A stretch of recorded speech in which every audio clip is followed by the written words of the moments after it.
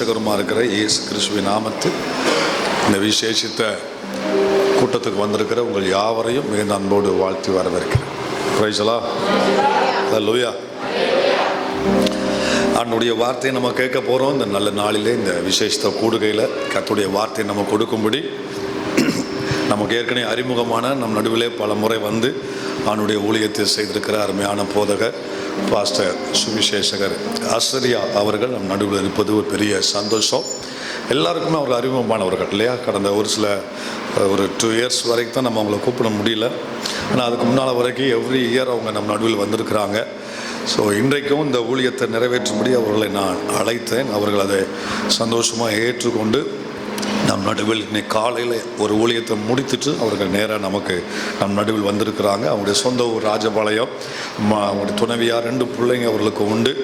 அவர்கள் Jesus challenge ministries அப்படிங்கிற ஒரு தனி ஊழியத்தை வைத்து அதோடு கூட கர்மேல் பெண்டிகாஸ்ட் சர்ச் பாஸ்டர் சான்ராஜ் ஐயா இருக்காங்களே, அந்த ஸ்தாபனத்தில் அவங்க இணைந்து அந்த ஸ்தாபனத்தின் சுவிசேஷகராக அவர்கள் இருந்து தமிழகத்தில் பல இடங்களில் அவர்கள் சென்று கர்த்தருடைய வார்த்தையை சபைகளுக்கு, ஊழியர்களுக்கு, விசுவாசிகளுக்கு ஆசீர்வாதமாய் அவர்கள் நடத்தி வருகிறார்கள். ஸோ அவர்களை பார்ப்பதிலே எனக்கு மிகுந்த சந்தோஷம். நமக்காக உண்மையாக ஜெபிக்கிற ஒரு நல்ல ஒரு தேவ மனிதர். அவ்வப்போது விசாரிப்பார்கள், உங்களையும் விசாரிப்பார்கள், ஆலை ஊழியத்தையும் விசாரிப்பார்கள். நம்முடைய காரியங்களை அறிந்து அந்தந்த சூழ்நிலைகளிலே நமக்கு ஜெபத்திலே மிகவும் உதவி செய்த நல்ல ஒரு தேவ மனிதன். அவருக்காக நான் கர்த்தரை துதிக்கிறேன். கர்த்தருடைய நாமத்தில் அவருக்கு நன்றியையும் வாழ்த்துக்களையும் நான் தெரிவிக்கிறேன். தொடர்ந்து அவர்கள் கரத்தில் நான் கொடுக்கிறேன். தேவன் அவர்கள் மூலம் சபைக்கு வேண்டிய வார்த்தையை தருவாராக. தேவனுடைய வார்த்தையை எதிர்பார்ப்போடு கூட கர்த்தருக்கு மகிமை செலுத்தி அவர்களை நாம் கரந்தற்றி வரவேற்போம்.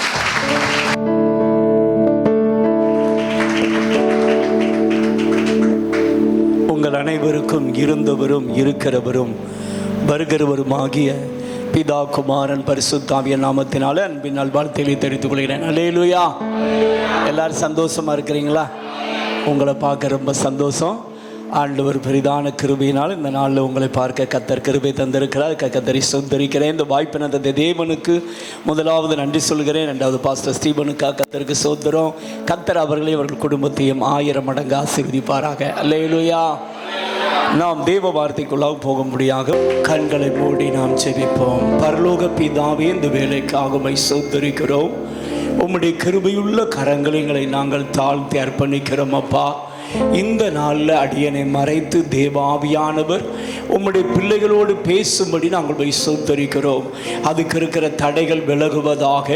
எங்கள் ஒவ்வொரு மேலும் நாங்கள் இயேசுவின் ரத்தத்தை தெளிக்கிறோம்.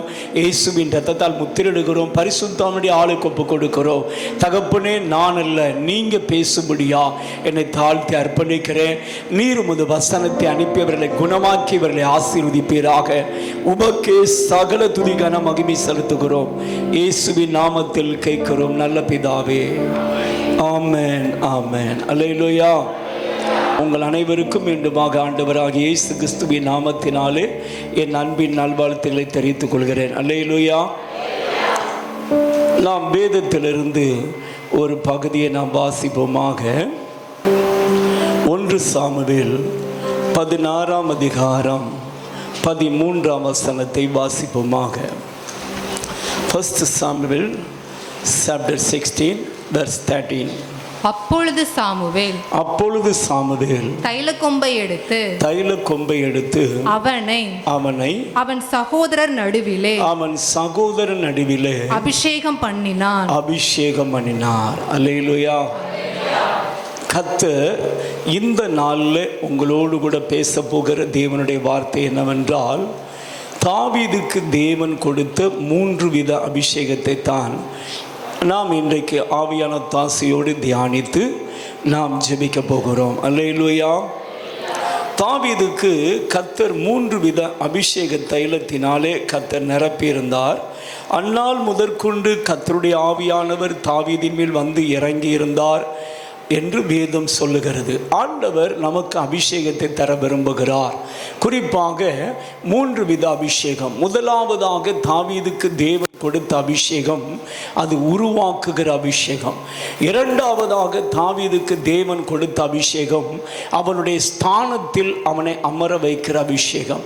மூன்றாவதாக தேவன் தாவீதுக்கு கொடுத்த அபிஷேகம் அவனை உயர்த்துகிற உன்னத அபிஷேகம். அல்லேலூயா. இந்த நாளிலே கர்த்தர் உங்கள் ஒவ்வொருவரையும் தம்முடைய பரிசுத்த ஆவியினால் நிரப்ப விரும்புகிறார். அபிஷேகம் என்றால் என்ன? பரிசுத்தாவின் ஞானஸ்நானம் என்றால் என்ன? பரிசுத்தாவின் ஞானஸ்நானம் என்பது நாம் அந்நிய பாஷை பேசுவது. அதில் அந்நிய பாஷையும் இருக்கிறது, பற்பல பாஷைகளும் இருக்கிறது. அந்நிய பாஷை என்பது தேவனோடு கூட ரகசியங்களை பேசுவது. பற்பல பாஷை என்பது இந்த உலகத்தில் உள்ள ஏதோ ஒரு மொழியை பேசுவது. பற்பல பாஷை என்பது எல்லாருக்கும் தேவன் வரமாக கொடுப்பது. அந்நிய பாஷை என்பது அபிஷேகத்தினால் கொடுத்து ஒரு மனிதன் தேவனோடு கூட உறவாடவும் பக்தி விருத்தி அடையவும் கர்த்தர் நமக்கு கொடுக்கிறார். நம்முடைய வாழ்க்கையில அந்நிய பாஷை என்ற அபிஷேகமும் வேணும், பற்பல பாஷை என்ற வரமும் தேவை. அல்லேலூயா.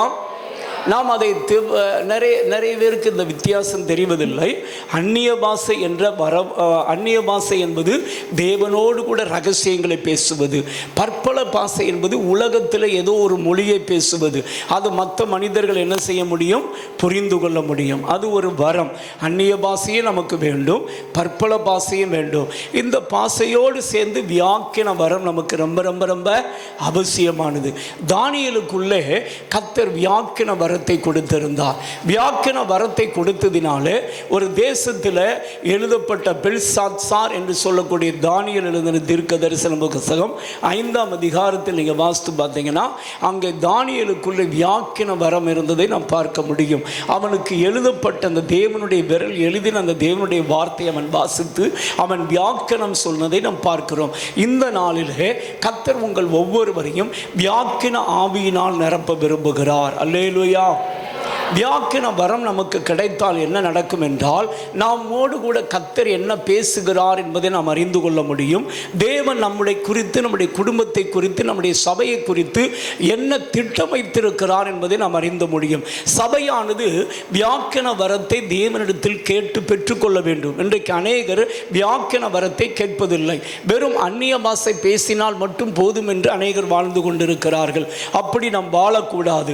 ஆண்டவரிடத்தில் அந்நிய பாஷை பேசுவது அது பக்தி விருத்தி உண்டாக்கும். அது தேவனோடு கூட ரகசியங்களை பேசும். ஆனால் வியாக்கின வரம் என்பது நீங்கள் அந்நிய பாஷை பேசும் பொழுது ஆவியானவர் உங்களுக்கு வெளிப்பாட்டை தருவார். நீ எந்த காரியத்தை குறித்து ஜெபம் பண்ணி கொண்டிருக்கிறாய், எந்த தேவையை குறித்து நீ உட்கார்ந்து இருக்கிறாய், உன்னுடைய சூழ்நிலை எப்படி இருக்கிறது, உன் வாழ்க்கையில் இப்பொழுது என்ன நடந்து கொண்டிருக்கிறது, உன் எதிர்காலம் எப்படி இருக்கும் என்பதை குறித்து கர்த்தர் வியாக்கினத்தை தருவார். அல்லேலூயா. இந்த நாளில் இந்த சபை இதை கேட்டு பெற்றுக்கொள்ள வேண்டும் என்று கர்த்தர் விரும்புகிறார். கேட்கிறவன் எவனும் பெற்றுக்கொள்கிறான். அல்லேலூயா. நீங்கள் கேட்கணும். இன்னைக்கு நிறைய பேர் பார்த்தீங்கன்னா வரங்களை குறித்து சரியான அறிவில்லாததுனால அந்நிய பாஷை பேசினா போது மட்டும் இருக்கிறார்கள்.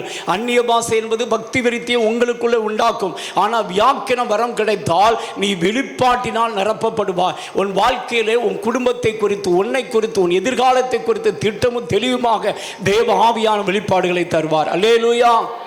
அந்நிய பாஷை பேசும் பொழுது நீ மட்டும்தான் தேவனை மகிமைப்படுத்த முடியும். ஆனால் பற்பல பாஷை பேசுவா என்றால் அது உனக்கும் பக்தி விருத்தியை கொண்டு வரும், மற்றவனுக்கும் பக்தி விருத்தியை கொண்டு வரும். ஒரு சகோதரி பார்த்தீங்கன்னா, ஒரு வயசான பாட்டி அம்மா, அந்த அம்மா பார்த்தீங்கன்னா வயசு ரொம்ப இருக்கும்.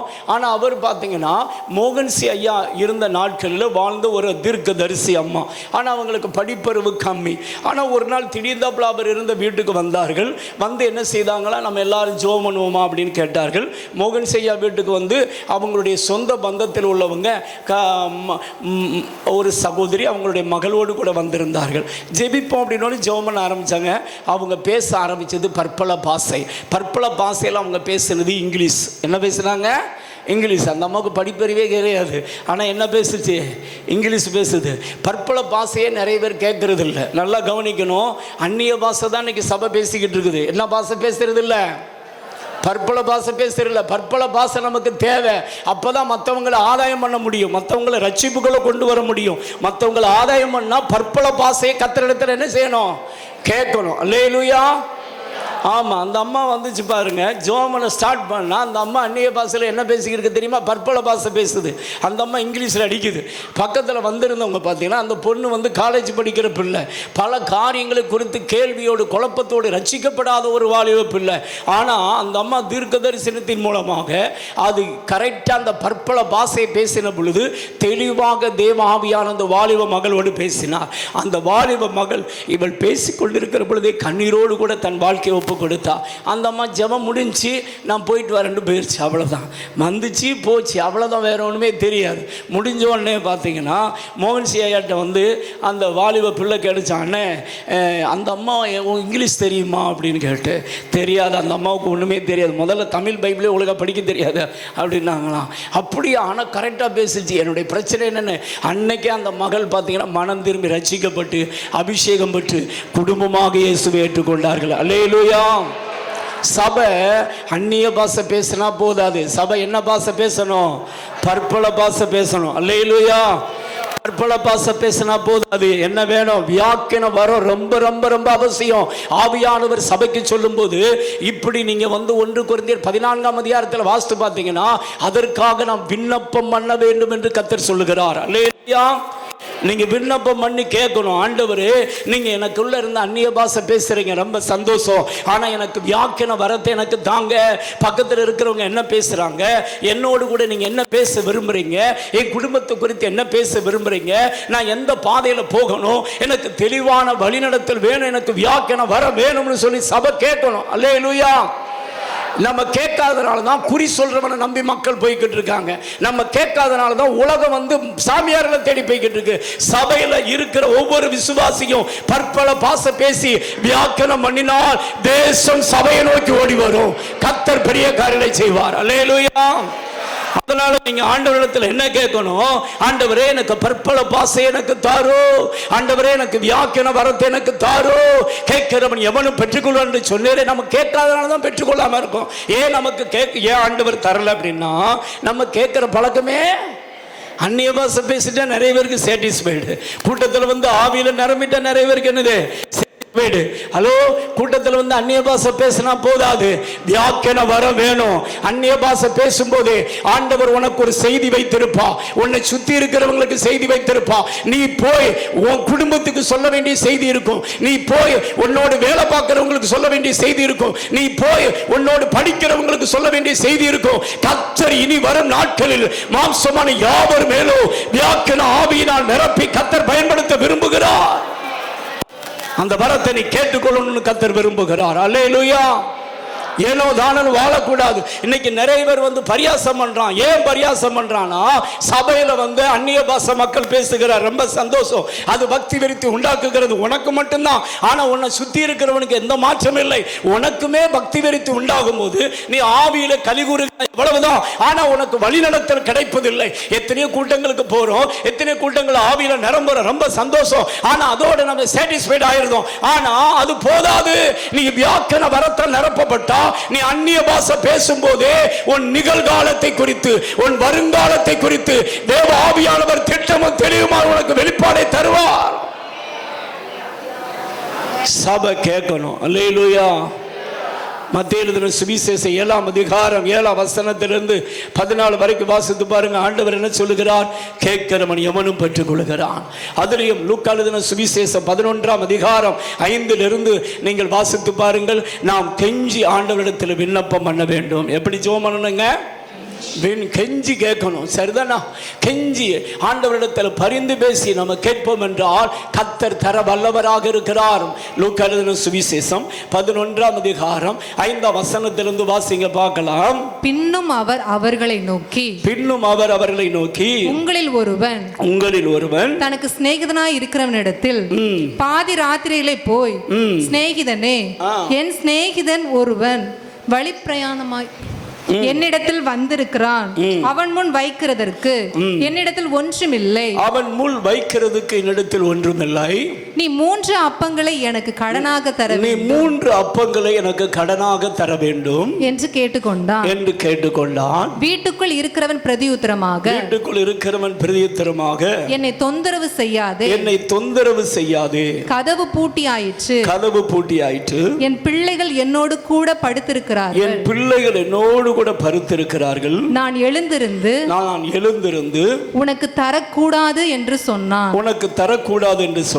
பின்பு தனக்கு அவன் சிநேகிதனாய் இருக்கிறது நிமித்தம் எழுந்து அவனுக்கு கொடாவிட்டாலும் தன்னிடத்தில் அவன் வருந்தி கேட்டதில் அவன் எப்படி கேட்டானா? வருந்தி கேட்கிறது நிமித்தமாவது எழுந்திருந்து அவனுக்கு தேவையானதை கொடுப்பான் என்று உங்களுக்கு சொல்லுகிறேன். நல்லா கவனிக்கணும். நம்ம கிட்ட நம்மளை சுத்தி இருக்கிற மக்கள் நிறைய பேர் தேவையோட இருக்கிறாங்க. ஒவ்வொருத்தவங்களையும் நீங்க பாத்தீங்கன்னா வியாதியோட இருக்கிறாங்க. ஒருத்தங்களை பாத்தீங்கன்னா கடன் பிரச்சனையோட இருக்கலாம். ஒருத்தங்களை பாத்தீங்கன்னா திருமணம் நடக்கலைன்னு கண்ணீரோட உட்கார்ந்துருக்கான். ஒருத்தன் பாத்தீங்கன்னா எந்த தொழில் செய்யணும்னு சொல்லி உட்கார்ந்துருக்கான். மக்கள் எல்லாம் பாத்தீங்கன்னா இப்படி தேவையோடு இருக்கிறனாலதான் ஆங்காங்கே மந்திரவாதிகள் எழுப்பி அவர் குறி சொல்லுகிற ஆவிகளை எழுப்பி அவர்கள் அந்த ஆவிகளிடத்தில் போய் என்ன செய்யறா? ஐயா என்ன சொல்லுங்க அப்படின்னு சொல்லி எல்லாரும் போய்கிட்டு இருக்காங்க. ஆனா சபையை நோக்கி ஓடி வரணும். சபையை நோக்கி ஓடி வரணும்னா நீங்கள் ஒவ்வொருவரும் வியாக்கின ஆவியினால் நிரப்பப்பட்டிருக்கணும். அல்லேலூயா. நீங்க வியாக்கின ஆவியினால் நிரப்பப்பட்டா நீங்க ஜெபம் பண்ணி கர்த்தர் உங்களுக்கு இந்த மனிதனிடத்தில் போய் இந்த காரியத்தை சொல் என்று சொல்லுவா. அந்த காரியத்தை நீங்க சொல்வீர்கள். மெய்யாகவே தேவன் உங்களோடு இருக்கிறார். உங்கள் தேவன் தான் என்னுடைய தேவன் என்று சொல்லி மனம் திரும்பி சபையை நோக்கி ஓடி வந்துருவாங்க. அல்லேலூயா. இன்னைக்கு நம்ம அதை செய்யாதனாலதான் இன்னைக்கு உலகம் எங்க போய்கிட்டு இருக்கு தெரியுமா? குறி சொல்றவங்களை தேடி போய்கிட்டு இருக்கு, மந்திரவாதிகளை தேடி போய்கிட்டு இருக்கு, டாக்டரை தேடி போகுது. மக்களை எப்படி அறிமுகப்படுத்துறாங்க அப்படின்னா, இந்த கைராசி டாக்டர் இவர் போனீங்க சுகம் கிடைக்கும். யார்கிட்ட போனா சுகம் கிடைக்குமா? டாக்டர்கிட்ட போன. நம்ம விசுவாசிகளே பார்த்தீங்கன்னா நிறைய பேர் யாரை அறிமுகப்படுத்துறாங்க? உனக்கு இது வந்துருச்சா, அங்கே போ. இது வந்து நல்லதா? இது நல்லது கிடையாது. சபை தேவ சமூகத்தில் உட்கார்ந்து ஆண்டவரிடத்தில் ஜெபிச்சோம் அப்படின்னா கிளையாத்தில் பிசின் தைலம் இல்லையோ என்று கர்த்தர் கேட்கிறார். சபையில் சுகமாக்கக்கூடிய வல்லமை இல்லையா? கர்த்தர் உன்னை தானே சபையா வச்சிருக்காரு. நீ தான் உன் தெருவுக்கு ஆசீர்வாதம். உன்னை கொண்டுதான் உன் தெருவுள்ள மக்கள் ரட்சிக்கப்படும், ஆசீர்வதிக்கவும் கர்த்தர் விரும்புகிறார். உன்னை கொண்டுதான் கர்த்தர் தேசத்தை ரட்சிக்க விரும்புகிறார். ஆனா அதற்கு நீ அபிஷேகத்தை கேட்டு தேவனிடத்தில் பெற்றுக்கொள்ள வேண்டும். கர்த்தர் அதை விரும்புகிறார். ஏன் இன்னைக்கு சபையை நோக்கி மக்கள் வருவதில்லை அப்படின்னா நம்ம கேட்டு ஜெபம் பண்றதே கிடையாது. வியாக்கின வரம் கிடைச்சா என்ன நடக்கும் தெரியுமா? ஒரு வாழ்க்கையில என்ன பிசாசு போராடிக்கிட்டு இருக்கான், வருங்காலத்தையும் கர்த்தர் வெளிப்படுத்துவா. எந்த ஆபத்து வரப்போகுது, நீ அதுக்கு முன்னாடி எப்படி இருக்கணும் என்பதை கர்த்தர் என்ன செய்வார்? திட்டமும் தெளிவுமா உங்களோடு பேசுவார். அல்லேலூயா. ஆவியானவர் கொடுக்கப்படுவதின் நோக்கமே நீங்கள் தேவனோடு பேசுவது மட்டுமல்ல, தேவன் உங்களை வழிநடத்துவதற்காகத்தான் கர்த்தர் அபிஷேகத்தை கொடுக்கிறார். அல்லேலூயா. அந்த அபிஷேகத்தில் ஒரு அபிஷேகம் தான் வியாக்கின வரம். அல்லேலூயா. இந்த வியாக்கின வரம் தானியேலுக்குள்ள இருந்துச்சு. அதனால தேசம் அவனை கண்டு நடுங்கினது. தேசம் அவனால் ரட்சிக்கப்படுவதற்காக ஏதுவாக மாறினது. தேவ பிள்ளையே, இந்த கடைசி காலத்தில் ஒவ்வொரு மனிதனுக்கு தேவை பற்பல பாசை பிளஸ் வியாக்கின வரம். அல்லேலூயா. என்ன வரம் வேணுங்க? பற்பல பாசை என்ன வேணும்? வியாக்கின வரம் கண்டிப்பா என்ன செய்யணும்? ஆண்டவர்கிட்ட கேட்கணும். இன்னைக்கு உங்ககிட்ட கர்த்தர் பேசுறானே எதுக்கு தெரியுமா? உங்கள் ஒவ்வொருவரையும் நிரப்பி அனுப்ப போறாரு. உங்க தெருவில் உள்ள என்ன ஆவி கிரியை செய்துன்னு கர்த்தர் வெளிப்பாடு தர போறாரு. உன் தெருவுள்ள மக்கள் என்ன பிரச்சனையோடு இருக்கிறாங்கிறத கர்த்தர் வெளிப்படுத்த போறாரு. நீ அவனுக்கு போய் இயேசுவை எனக்கு இதை சொன்னாருன்னு சொன்னா நடுங்கி உன் பாதத்தில் விழுந்து கர்த்தர் உங்களோடு இருக்கிறார், நீ வணங்குகிற தெய்வம் தான் உண்மையான தெய்வம் சொல்லி ஓடி வந்துருவாங்க. அல்லேலூயா. நம்ம அப்படிப்பட்டவங்களா மாறணும். சபை அப்படிப்பட்டதா மாறணும். அப்படின்னாதான் அரசியல்வாதிகள் எங்க வருவாங்க? சபையை நோக்கி என்ன செய்வாங்க? வருவாங்க. சபை அரசியல்வாதிகள் இப்ப எங்க போய்கிட்டு இருக்காங்க நினைக்கிறீங்க? ஆண்டிகளை தேடி போய்கிட்டு இருக்காங்க. எங்க போய்கிட்டு இருக்காங்க? ஆண்டிகளை போய் தேடி அந்த ஆண்டி என்ன சொல்றான்னு சொல்லி மக்கள் உட்காந்து ஆண்டிக்கு முன்னாடி உட்காந்து இவன் ஆண்டிக்கு நமஸ்காரம் பண்ணிக்கிட்டு இருக்கான். எவ்வளவு பெரிய கொடுமை யோசித்து பாருங்க. சாத்தான் எவ்வளவாய் வஞ்சித்திருக்கிறான் யோசித்து பாருங்க. சபை இதை பார்த்துட்டு கையை கட்டிட்டு உட்கார்ந்து இருக்குது. சபை இதை பார்த்துட்டு என்ன பண்ணிக்கிட்டு இருக்குது? கையை கட்டிட்டு உட்கார்ந்து இருக்கு. சபையை இப்படி கர்த்தர் அழைக்கல. கர்த்தருடைய அபிஷேகத்தின் நோக்கம், கர்த்தருனை விடுவித்ததின் நோக்கம், கர்த்தருனை தெரிந்து கொண்டதின் நோக்கம், உன்னை கொண்டு நான் ஜனங்களை ஆசீர்வதிக்க விரும்புகிறேன், உன்னை கொண்டு உன் தெருவுள்ள மக்களை நான் ஆசீர்வதிக்க விரும்புகிறேன். இந்த இடத்துல அறியாத அநேக ஆடுகள் வெளியே இருக்கிறது, அவர்களை நான் சபைக்குள் என்ன செய்ய வேண்டும்? கொண்டு வர வேண்டும் என்று கர்த்தர் சொன்னார். அதை யாரை கொண்டுதான் கொண்டு வருவார்? உன்னை கொண்டுதான் கர்த்தர் கொண்டு வருவார். அல்லேலூயா. உன் தெருவில் இருக்கிற மக்களை கர்த்தர் கொண்டுதான் கொண்டு வருவார். அல்லேலூயா. நீ ஆண்டவரிடத்தில் கேட்கணும், ஆண்டவரே எனக்கு அந்நிய பாஷை கொடுத்துருக்க, ரொம்ப சந்தோஷம், பற்பல பாஷை எனக்கு தாங்க. என்ன பாஷை வேணுங்க? பற்பல பாஷை வந்துச்சுன்னா நீ போய் வட மாநிலத்தில் ஜெபம் பண்ணும்போது ஹிந்தியில் ஜெபம் பண்ண ஆரம்பிப்ப. அப்ப ஹிந்திக்காரன் நடுங்கிடுவான். அல்லேலூயா. ஹிந்திக்காரன் எப்போ நடுங்குவான் தெரியுமா? நீ ஹிந்தியை படிச்சுட்டு பேசுனேன்னா தெரிஞ்சுக்கிட்டு பேசுறேன்னு சொல்லுவான், தெரியாம பேசுனேன்னா நடுங்குவான். உண்மையா இல்லையா? சொல்லுங்க. தெரியாம பேசினாதான் மக்கள் என்ன செய்வாங்க?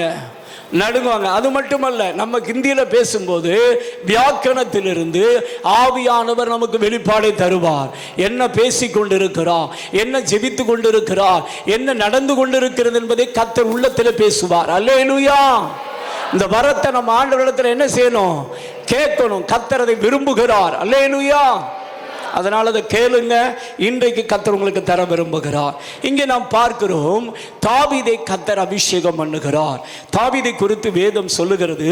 1 சாமுவேல் 16ஆம் அதிகாரம் 7ஆம் வசனத்திலிருந்து வாசிங்கள் பார்க்கலாம். கர்த்தர் சாமுவேலை நோக்கி நீ இவனுடைய முகத்தையும்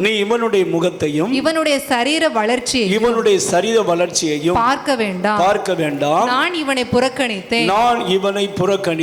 மனுஷன் பார்க்கிறபடி நான் பாரேன். மனுஷன் முகத்தை பார்ப்பான். கர்த்தரோ இருதயத்தை பார்க்கிறார் என்றான். அப்பொழுது ஈசாய் அபினதாபை அழைத்து அவனை சாமுவேலுக்கு முன்பாக கடந்து போக பண்ணினான். அவன் இவனையும் கர்த்தர் தெரிந்து கொள்ளவில்லை என்றான். ஈசா இப்படியே ஒவ்வொரு ஆளையா கூப்பிட்டு வராங்க. ஃபைனலா வந்து சாமுவேல் கேட்கிறார், எப்ப இவங்க தான் இருக்காங்கன்னு. கடைசியில் யாரை அழைப்புறாங்க? தாவீதை அவர்கள் என்ன செய்கிறார்கள்? அழைத்து கொண்டு வருகிறார்கள். அழைத்து கொண்டு வரும்போது 12ஆம் வசனத்திலிருந்து வாசிங்க பார்க்கலாம். ஆள் அனுப்பி அவனை அழைப்பித்தான். அவன் சிவந்த மேனியும் அழகிய கண்களும் நல்ல ரூபம் உள்ளவனுமாய் இருந்தான். அப்பொழுது கர்த்தர் இவன்தான், நீ எழுந்து இவனை அபிஷேகம் பண்ணு என்றான். அப்பொழுது சாமுவேல் தைல கொம்பை எடுத்து அவன் சகோதரன் நடுவில் என்ன செய்தானா? அபிஷேகம் பண்ணான். பழைய ஏற்பாட்டு காலத்துல கர்த்தர் கண்கள் காணும்படியாக அபிஷேகம் பண்ணினார். எப்படி அபிஷேகம் பண்ணாரு? அபிஷேகத்தில் 2 பகுதி இருக்குது. ஒன்று காணக்கூடிய பகுதி, இன்னொன்று காணக்கூடாத ஒரு பகுதி. பழைய ஏற்பாட்டு காலத்தில் கர்த்தர் எல்லாருக்கும் முன்பாக தாவீதை என்ன செய்தார் அப்படின்னா, தைல கொம்பை எடுத்து அவன் மேல் ஊற்றி என்ன செய்தார்? அபிஷேகம் பண்ணினார். அபிஷேகம் எதுக்கு அடையாளமாக இருக்கிறது? கர்த்தர் ஒரு குறிப்பிட்ட காரியத்திற்காக இந்த மனிதனை தேவன் வேறு பிரிக்கிறார் என்பதற்கு அடையாளமாகத்தான் கர்த்தர் அவனை என்ன செய்தார்? அபிஷேகம் பண்ணினார். பழைய ஏற்பாட்டு காலத்தில் கர்த்தர் இருதயத்தை பார்த்தார். ஆனால் புதிய ஏற்பாட்டு காலத்தில் கர்த்தர் இருதயத்தை பார்க்கறது இல்லை, கர்த்தர் கிறிஸ்துவை பார்க்கிறார். அல்லேலூயா. புதிய ஏற்பாட்டு சபை எங்க இருக்கு தெரியுமா? கிறிஸ்துவுக்குள் இருக்குது. யாருக்குள்ள இருக்குங்க? நம்ம நீதியின்படி நம்ம இப்போ புதிய ஏற்பாட்டில் போகலை. சரிதான். நான் பழைய ஏற்பாட்டில் வந்து அவங்களுடைய நீதி சில காரியத்தை அவங்க ஆண்டவர் பார்த்தார். ஆனால் புதிய ஏற்பாட்டு காலத்தில் பிதாவாகிய தேவன் நம்மளை எங்கே பார்க்கிறார் தெரியுமா? கிறிஸ்துவுக்குள் பார்க்கிறார். எபேசியர் எழுதின நிருபம் 1ஆம் அதிகாரம் 3ஆம் வசனத்தை வாசியுங்கள் பார்க்கலாம். நம்முடைய கர்த்தராகிய இயேசு கிறிஸ்துவின் பிதாவாகிய தேவனுக்கு ஸ்தோத்திரம். அவர் கிறிஸ்துவுக்குள் உன்னதங்களிலே ஆவிக்குரிய சகல ஆசீர்வாதங்களினாலும் நம்மை ஆசீர்வதித்திருக்கிறார். அல்லேலூயா. புதிய ஏற்பாட்டு காலத்தில் கர்த்தர் உங்களை என்னை நிரப்புவதற்கு ஒரே ஒரு தகுதி என்ன அப்படின்னு கேட்டிங்கன்னா, நீங்கள் எல்லாரும் கிறிஸ்து இயேசுவுக்குள் ஞானஸ்தானம் பெற்றா கிறிஸ்து இயேசுவை நீங்கள் தரித்து கொண்டிருக்கிறீர்கள். அல்லேலூயா. இப்போ பிதாவாகிய தேவன் பார்க்கும் பொழுது நம்ம ஒவ்வொருவரையும் எப்படி பார்க்கிறார்னா கிறிஸ்துவாகவே பார்க்கிறார். அல்லேலூயா. ஏனென்றால் நாம் கிறிஸ்துவை தரித்திருக்கிறோம். அல்லேலூயா. ஆனால் சாத்தான் மக்களுடைய மனக்கண்களை குருடாக்கி விட்டான். இயேசு கிறிஸ்து இந்த உலகத்தில் வாழ்ந்த பொழுது அவர் ஒரு நபராக இருந்தால் பல இடங்களுக்கு போயிருந்தார். இப்போ அவருடைய சபை தான் சரிதம். அந்த சபையை கொண்டு தான் கர்த்தர் சாத்தானுடைய தலைகளை அஸ்திபாரங்களை நிர்மூலமாக்க விரும்புகிறார். அல்லேலூயா. அப்ப நீங்க இப்ப உரிமையோடு கூட கேட்கலாம். எப்படி கேட்கலாம்? பிதாவே, நான் கிறிஸ்துவுக்குள் இருக்கிறபடினால எனக்கு இந்தந்த வரங்கள் எல்லாம் எனக்கு கன்ஃபார்மாக வேணும், என் அனுபவத்தில் நான் பார்க்கணும். இதெல்லாம் கிறிஸ்துவுக்குள்ள நீங்க ஏற்கனவே தந்துட்டீங்க, உண்மைதான். ஆனால் ப்ராக்டிக்கலாக என் அனுபவத்தில் நான் என்ன செய்யணும், பார்க்கணும்னு சொல்லி நம்ம ஜெபிக்கும் பொழுதுதான் கர்த்தர் இந்த அபிஷேகத்தை நமக்கு தருகிறார். அல்லேலூயா. எப்படி அந்த ஒரு மனிதன் தன்னுடைய சிநேகிதனிடத்தில் போய் 3 அப்பம் வேணும்னு சொல்லி கடனாக அவன் கேட்டானோ, நம்மிடத்தில் தேவையோடு வருகிற மக்கள் எத்தனை பேர் இருக்கிறாங்க, அவங்களுக்கு நம்முடைய திறமையினால் நம்மளால் உதவி செய்ய முடியாது. ஆனால் நம்முடைய பரம தகப்பன் நமக்கு 3 அப்பமாகிய 3 வித அபிஷேகத்தை தர விரும்புகிறார். அல்லேலூயா. இந்த அபிஷேகத்தை கொண்டு நீங்க மற்றவங்களுடைய தேவையை சந்திக்கும்படி கர்த்தர் உன்னை அனுப்ப போகிறார். அல்லேலூயா. அபிஷேகம் உன் தேவையை மட்டுமல்ல, உன்னை சுத்தி இருக்கிறவனுடைய தேவையை சந்திக்கும்படியாகத்தான் கர்த்தர் அபிஷேகம் பண்ணுகிறார். உன்னை சுத்தி இருக்கிறவங்களுக்கு இயேசுவை அறிவிக்கும்படியாகத்தான் கர்த்தர் உன்னை அபிஷேகம் பண்ணுகிறார். அதனாலதான் கர்த்தர் இன்றைக்கு நீங்க ஏற்று பெற்றுக்கொள்ள வேண்டும் என்று விரும்புகிறார். அல்லேலூயா. தாவீதை கர்த்தர் அபிஷேகம் பண்ணின பொழுது அவன் சகோதரர்கள் பார்த்தார்கள், சுற்றி இருக்கிறவர்கள் பார்த்தார்கள். கர்த்தர் தாவீதை செப்பரேட்டராக, ராஜாவாக தேவன் வேறுபிருக்கிறார் என்று வெளிப்படையான அபிஷேகத்தை தான் அவர்கள் பார்த்தார்கள். ஆனால் கர்த்தர் அவனுக்குள் தங்கியிருந்தார். யாருக்குள்ள தங்கியிருக்காரு? தாவீதோடு கூட கர்த்தர் என்ன செய்தார்? தங்கியிருந்தார். தங்கியிருந்ததுனால என்ன நடந்தது அப்படின்னு கேட்டீங்கன்னா, அவன் வாழ்க்கையில் விடுதலை மட்டுமல்ல, சவுலுடைய வாழ்க்கையில் அசுத்த ஆவியினால் பாதிக்கப்பட்டு கலங்கி கொண்டிருந்தான் என்று வேதம் சொல்லுகிறது. அதே 16ஆம் அதிகாரம் 15ஆம் வசனத்திலிருந்து பார்த்தீங்கன்னா, அப்பொழுது சவுலின் ஊழியக்காரர் அவனை நோக்கி, இதோ தேவனால் விடப்பட்ட ஒரு பொல்லாத ஆவி உம்மை என்ன செய்யுது? கலங்க பண்ணுகிறது. அதனால நீங்க என்ன செய்யணும் அப்படின்னா, இசை வாசிக்கக்கூடிய ஒரு மனிதனை என்ன செய்யுங்க? அழைத்து கொண்டு வாங்க. 18ஆம் வசனம் வாசிங்க பார்க்கலாம். அப்பொழுது அந்த வேலைக்காரில் ஒருவன் பிரதியுத்தரமாக இதோ பெத்லகேமனாகிய ஈசாயின் குமாரன் ஒருவனை கண்டிருக்கிறேன். அவன் வாசிப்பதில் எப்படிப்பட்டவன்? தேறினவன். அபிஷேகம் உன்னை எப்படி மாற்றும் அப்படின்னா, வாசிப்பதில் தேறினவனா மாற்றும். அல்லேலூயா. ஆண்டவர் இன்றைக்கு உங்களை உருவாக்கக்கூடிய அபிஷேகத்தினால் நிரப்பி அனுப்ப போகிறார். நீ உருவாகிறது மட்டுமல்ல, நீ மற்றவங்களை சீசனா உருவாக்கணும். அதுக்குத்தான் கர்த்தர் இந்த அபிஷேகத்தை வைக்கிறார். அல்லேலூயா. நீ வாசிப்பதில் தேறினவன் அப்படின்னா என்ன அர்த்தம் அப்படின்னா, உன் கையில் என்ன பொறுப்பை கொடுத்தாலும் அதை நீ கரெக்டாக செய்வ. என்ன பொறுப்பை கொடுத்தாலும் அதை உன்னால நேர்த்தியா செய்ய முடியும். அபிஷேகம் அப்படிப்பட்டவனாக உன்னை நிலைநிறுத்தக்கூடியது. அல்லேலூயா. நான் பலவீன, நான் ஒன்றுமில்லை அப்படின்னு சொல்லாத. அபிஷேகம் உன்னை எப்படிப்பட்டவனா மாற்றும் அப்படின்னா, உன்னை வாசிப்பதில் உனக்கு கொடுக்கப்பட்ட பொறுப்புகளை நேர்த்தியாய் செய்கிறவனாக கர்த்தர் நிலை நிறுத்துவார். அல்லேலூயா. வாசிப்பதில் அவன் தேறினவன். 2வது, அவன் பராக்கிரமசாலி. அவன் எப்படிப்பட்டவன்? பராக்கிரமசாலி. அப்ப அவனோடு கூட எந்த எதிரி வந்தாலும் அதை ஜெயிக்கிறதுக்கு அவனுக்கு என்ன இருக்குன்னு அர்த்தம்? பலன் இருக்குன்னு அர்த்தம்.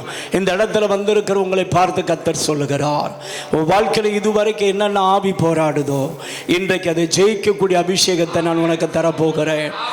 ஒன்று இனி உன்னை சேதப்படுத்த முடியாது. எந்த மந்திரவாதமோ, எந்த பில்லி சூனியமோ, எந்த சாபத்தின் ஆவியோ ஜெயிக்க முடியாது. கர்த்தர் உன்னோடு இருக்கிறார் என்பதை அவைகள் அறிக்கையிடும். அல்லேலூயா.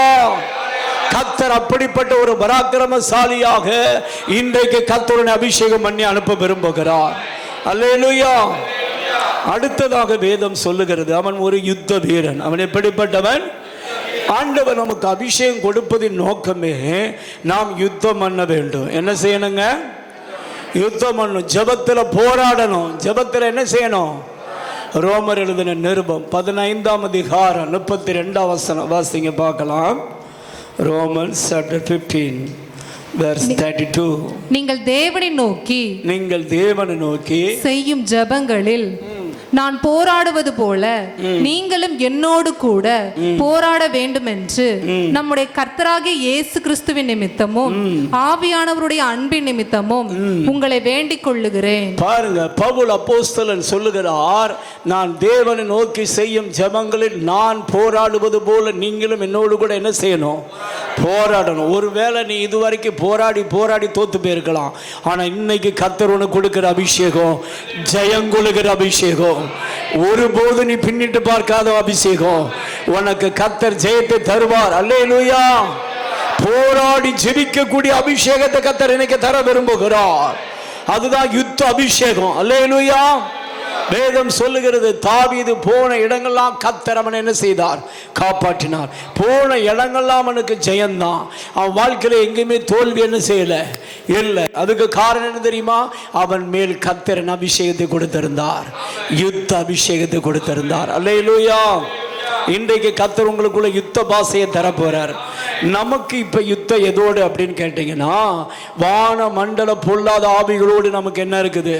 யுத்தம் இருக்குது. எபேசியர் எழுதின நிருபம் 6ஆம் அதிகாரம் 11-12 வசனங்களை வாசிங்க பார்க்கலாம். நீங்கள் பிசாசின் தந்திரங்களோடு எதிர்த்து நிற்க திராணி உள்ளவர்களாகும்படிக்கு தேவனுடைய சர்வாயுத வர்க்கத்தை தரித்துக் கொள்ளுங்கள். ஏனெனில் மாம்சத்தோடும் இரத்தத்தோடும் அல்ல துரைத்தனங்களோடும் அதிகாரங்களோடும் இப்பிரபஞ்சத்தின் அந்தகார லோகாதிபதிகளோடும் வான மண்டலங்களில் உள்ள பொல்லாத ஆவிகளின் சேனைகளோடும் நமக்கு போராட்டம் உண்டு. பாருங்க, இங்க கர்த்தர் சொல்லுகிறாரு, 5 வித ஆவிகளை பார்க்கிறோம். ஒன்னு துரைதனம் பண்ணுகிற ஆவி. என்ன ஆவிங்க?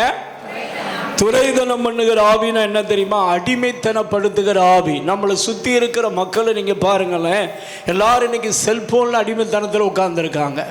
எல்லாரும் இன்னைக்கு பாவத்தில் அடிமைத்தனத்தில் உட்கார்ந்துருக்காங்க. நம்மளை சுற்றி இருக்கிறவங்க எல்லாரும் உட்கார்ந்துருந்தோம், நம்ம அமைதியில் உட்கார்ந்துருக்கோம். ஆனால் நீ அந்நிய பாஷையில் பேசி ஆவியில் நீ ஜெபிக்கிற பொழுது அந்த அடிமைத்தனத்தின் ஆவி அவனை விட்டு விலகுவதை நீ உன் கண்களால் பார்க்க முடியும். ஹல்லேலூயா. அதனாலதான் பவுல் அப்போஸ்தலன் 1 கொரிந்தியர் 14ஆம் அதிகாரம் 14ஆம் வசனத்தில் விதமாய் சொல்லுகிறார், செய்ய வேண்டுவது என்ன? நான் ஆவியோடும் பாடுவேன், கருத்தோடும் பாடுவேன். ஆவியோடு விண்ணப்பம் பண்ணுவேன், கருத்தாக விண்ணப்பம் பண்ணுவேன். அல்லேலூயா. இப்ப ஆண்டவர் உனக்கு யுத்த பாஷையை கொடுத்து உன்னை சுத்தி இருக்கிற உன் வீட்டில் உள்ள ஆட்கள் குடி வழக்கத்தில் இருக்கலாம், விபச்சாரத்தில் இருக்கலாம், வேசித்தனத்தில் இருக்கலாம். ஆனா நீ யுத்தம் பண்ணி ஜெபிக்கிற பொழுது அவனை விட்டு அந்த ஆவி வெளியே போனால் அவன் மனம் திரும்பி ரட்சிக்கப்படுவான். அதுக்கு தான் கர்த்தர் யுத்த அபிஷேகத்தை தருகிறார். அல்லேலூயா.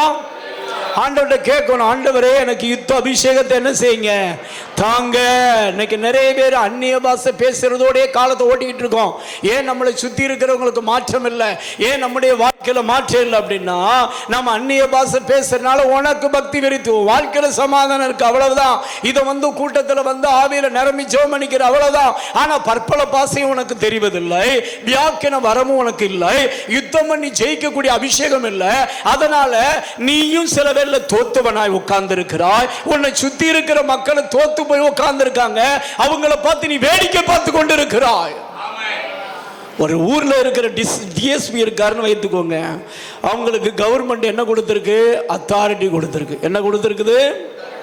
ஒரு தெருவில் கலவரம் நடக்குது, ஒரு ஊர்ல கலவரம் நடக்குது அப்படின்னா அந்த கலவரம் பண்ற நபர்களை அடக்க வேண்டியது யாருடைய பொறுப்பு?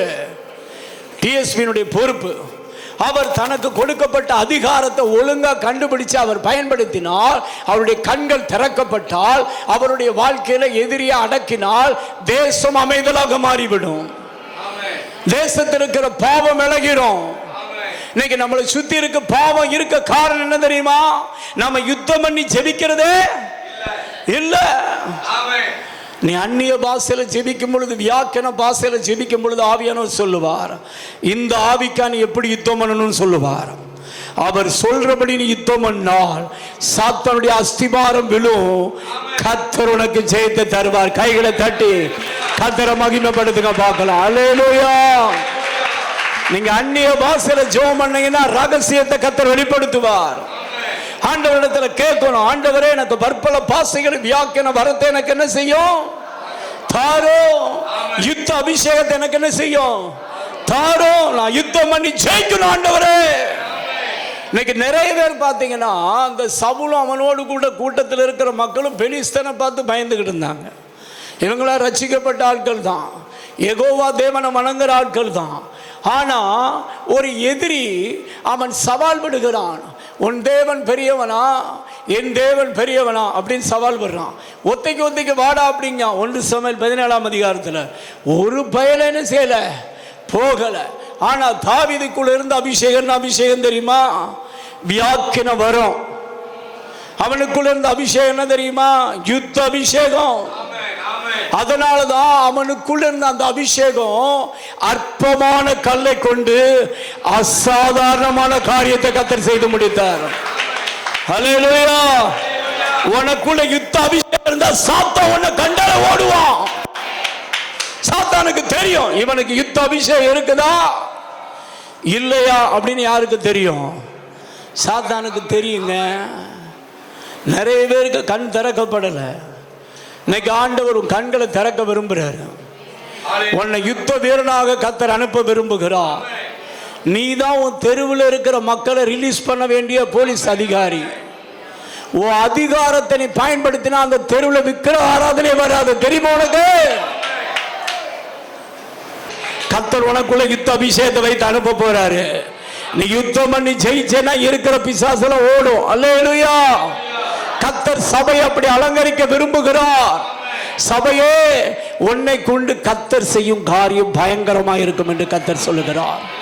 ஆண்டவர் சொல்லுகிறார், இந்த கல்லின் மேல் மோதுகிறவன் நொறுங்கி போவான். இந்த கல் எவன் மேல் விழுமோ அவன் என்ன செய்வான்? நசுங்கி போவான்.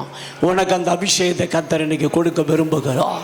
ஆண்டவரிடத்துல கேட்கணும், யுத்த அபிஷேகத்தை எனக்கு என்ன செய்யுங்க தாங்க அப்படின்னு. அல்லேலூயா. நீங்க நல்லா கவனிச்சு பாருங்களேன். ஒரு போலீஸ்கார அதிகாரி சொன்னா எவ்வளவு பெரிய டிராபிக் ஜாமா இருந்தாலும் மக்கள் உடனே கீழ்ப்படிவான். தெரியுமா உங்களுக்கு? நீங்க போய் சொல்லி பாருங்க, எவனாவது கேட்கிறானு பார்ப்போம். யாராவது கேட்பாங்கன்னு நினைக்கிறீங்க? ஆனா அந்த போலீஸ் அதிகாரியை பார்த்தீங்கன்னா வத்தலும் தொத்தலுமா இருப்பாரு. தள்ளி விட்டா ஒடிஞ்சு போற மாதிரி இருப்பாரு. ஆனா கவர்மெண்ட் கொடுக்கிற அத்தாரிட்டி அவர் பயன்படுத்தும் போது எவ்வளவு பெரிய கலவரம் நடந்தாலும் ஸ்டாப் ஆயிரும். தெரியுமா உங்களுக்கு? ஹலோ, இன்னைக்கு கர்த்தர் உனக்கு கொடுக்கிற அபிஷேகம். எதிரி என்ன கலவரம் பண்ணாலும் அவன் போய் தான் ஆகணும். கர்த்தர் அந்த அத்தாரிட்டியை உனக்கு கொடுத்து அனுப்ப விரும்புகிறார். வேதம் சொல்லுகிற லூக்கா 10:19, இதோ சர்ப்பங்களையும் தேள்களை மிதிக்கவும் சத்துருவின் சகல வல்லமை மேற்கொள்ளவும் நான் உங்களுக்கு என்ன கொடுக்கிறேன்? அதிகாரம் கொடுக்கிறேன். ஒன்றும் உங்களை என்ன செய்ய முடியாது? சேதப்படுத்த முடியாது. அல்லேலூயா. யுத்த அபிஷேகம் இருந்தா நீ போற இடமெல்லாம் வெற்றி தான்.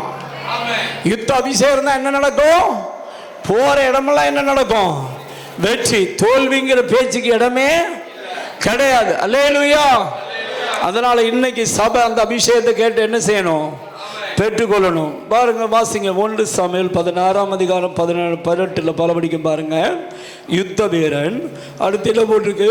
காரிய சமத்தன். என்ன அர்த்தங்க? அப்படின்னா வெற்றி உள்ளவன், வாழ்வில் செழிப்படைந்தவன் என்று சொல்லலாம். அல்லேலூயா. வாழ்க்கையில கர்த்தர் எல்லாவற்றிலும் செழிப்பை தர விரும்புகிறார். எதெல்லாம் வாழ்க்கையில குறைவு காணப்படுதோ இன்றைக்கு இந்த அபிஷேகம் குறைவுகளை நிறைவாக்கும். அல்லேலூயா. இயேசு கிறிஸ்து அபிஷேகம் பண்ணப்பட்டவரை கானான் தேசத்தில் பார்த்தீங்கன்னா, கானா ஒரு கல்யாணத்துக்கு வந்தார். அங்கே என்ன குறைவுபட்டது? திராட்சரசம் குறைபட்டது. ஆனால் அந்த அபிஷேகம் என்ன செஞ்சது தெரியுமா? குறைவை நிறைவாக மாற்றினது. அல்லேலூயா. நீ போய் ஒரு இடத்துல ஜெபம் பண்ணேன்னா குறைவு நிறைவாக மாறும். கர்த்தர் நீ செய்ய போறேன்னு சொல்றாரு. உன்னை தான் கர்த்தர் பயன்படுத்த விரும்புகிறார். நீ ஒழுங்கா உத்தரவாதம் பண்ணி உன்னை அர்ப்பணித்தேன்னா கத்தரதை செய்கிறத பார்ப்பீங்க. எந்தெந்த வீட்டில் என்னென்ன குறைவு இருக்குதோ, அது வியாதியாக இருக்கலாம், அது கடன் பிரச்சனையாக இருக்கலாம், அது குடிப்பழக்கமாக இருக்கலாம், எல்லா குறைவையும் கத்தர் நிறைவாக்கி ஆசீர்வதிப்பதை நீங்கள் பார்ப்பீங்க. யோசேப்பு நிமித்தமாய் போத்திபார் வீட்டை கத்தர் என்ன செய்தாராம்? காரணம் என்னன்னா, அவன் மேல இருந்த அபிஷேகம் அவங்களை என்ன செஞ்சது?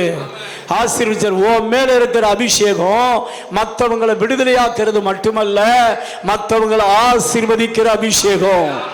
கர்த்தர் அந்த அபிஷேகத்தை தர விரும்புகிறார். அல்லேலூயா. நீ போகிற இடங்கள்ல கர்த்தர் அதை செய்ய போறாரு. அல்லேலூயா.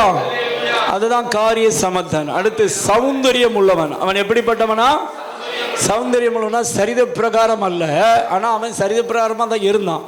ஆனால் நம்ம சரித பிரகாரமாக எப்படி இருந்தாலும் நீ இயேசுவின் பார்வையில் நீ அழகா இருக்கிற. அல்லேலூயா. நீ கருப்பாக இருந்தாலும் எப்படி இருக்கிற? சாத்தான் இன்னைக்கு அநேகருக்குள்ள பார்த்தீங்கன்னா தாழ்வு மனப்பான்மையை சிலருக்குள்ள விதைத்திருந்தான். நிறைய பேர் பார்த்தீங்கன்னா, நான் அவங்கள போல அழகா இல்லை, இவங்கள போல அழகா இல்லை, வெளியே போனாலே எனக்கு அவமானமாக என்ன செய்து இருக்குதுன்னு சொல்லி அநேகர் பார்த்தீங்கன்னா பலவிதமான கிருமிகளை போட்டு பல காரியங்களை என்ன செய்ய வேண்டி இருக்குது, அழகுபடுத்தினாதான் மக்கள் வெளியவே என்ன செய்கிறாங்க, வர்றாங்க. ஆனால் ஒன்று தெரிஞ்சுக்கோங்க, ஆண்டவர் உங்களை பார்த்து சொல்லுகிறார், நீ கருப்பாக இருந்தாலும் எப்படி இருக்கிற? அல்லேலூயா. கண்ணாடிக்கு முன்னாடி போய் என்ன சொல்லணும் தெரியுமா? இயேசு எனக்குள்ள வாழ்றாரு, நான் அவருக்குள்ள வாழ்றேன். இயேசு தான் எனக்கு இந்த முகத்தை தந்திருக்காரு, இந்த தலையே கிறிஸ்துவின் தலை தான், அதனால் நீ ரொம்ப அழகா இருக்கேன்னு சொல்லணும். அல்லேலூயா. எப்படி இருக்கேன்னு சொல்லணும் பாருங்க. அப்படி சொல்லிட்டு வெளியே போங்க, நீங்க அழகா இருப்பீங்க. அதை விட்டுட்டு நீ குரங்கு மாதிரி இருக்கேன்னு நினைச்சு வெளியே போனேன்னா உன்னை பார்க்கும்போது மற்றவன் குரங்குதான் சொல்லுவான். புரியுதா? இன்னைக்கு நிறைய பேர் இப்படி நினச்சிட்டே போகிறது.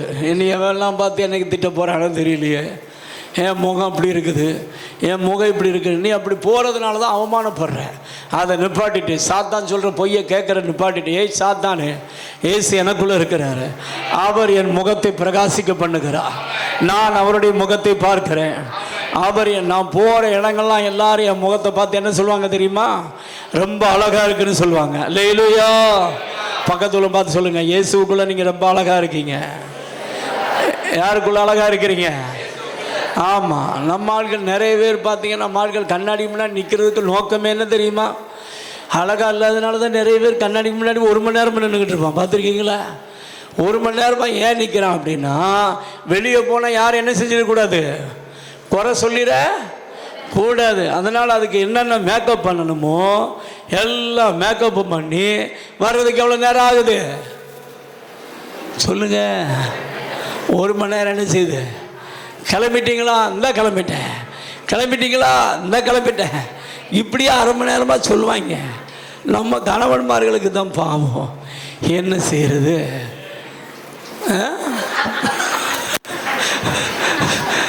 கணவன்மார்கள் தான் என்ன செய்ய வேண்டியிருக்குது? அவங்க மேக்கப் படங்களே நம்ம குளிச்சு கிழிச்சு நீட்டாகி உட்காந்துட வேண்டியிருக்குது. போடுங்கடா போடுங்க, நேரம் ஓடிக்கிட்டே என்ன செய்யுது இருக்குது. அதனால் நம்ம எப்போயுமே கிளம்புறதுக்கு முன்னாடி பார்த்தீங்கன்னா, நீங்கள் முதல்ல குளிக்க போங்க, நாங்கள் அதுக்கு பிறகு என்ன செய்கிறோம் போகிறோன்னு சொல்லிடுறது. அல்லேலூயா. ஆமாம். அவங்க பார்த்தீங்கன்னா உட்காருவாங்க. அதுலேயும் பார்த்தீங்கன்னா கண்ணாடிக்கு முன்னாடி உட்காருறது நிறைய பேருக்கு என்ன செய்யுது, பொழப்பாகவே மாறி போகுது. அல்லேலூயா. கண்ணாடிக்கு முன்னாடி ஒரு ஆள் உட்காருறானா என்ன அர்த்தம் தெரியுமா உங்களுக்கு? அந்த அக்கா பார்த்து என்னை குறை என்ன செஞ்சிடக்கூடாது, இந்த அக்கா பார்த்து என்ன செஞ்சிடக்கூடாது. அதனால் அப்படி செய்வாங்க, பழவடி கலப்பாங்க, அப்படி செய்வாங்க, அப்படி பழவடி கலப்பாங்க, அப்படி போடுவாங்க, இப்படி பண்ணுவாங்க. பார்த்துருக்கீங்களா? இப்போ நீங்கள் எப்படி இருக்கீங்க? அழகாக இருக்கீங்க. அல்லேலூயா. கிறிஸ்துவுக்குள்ளே நீங்கள் எப்படி இருக்கீங்க?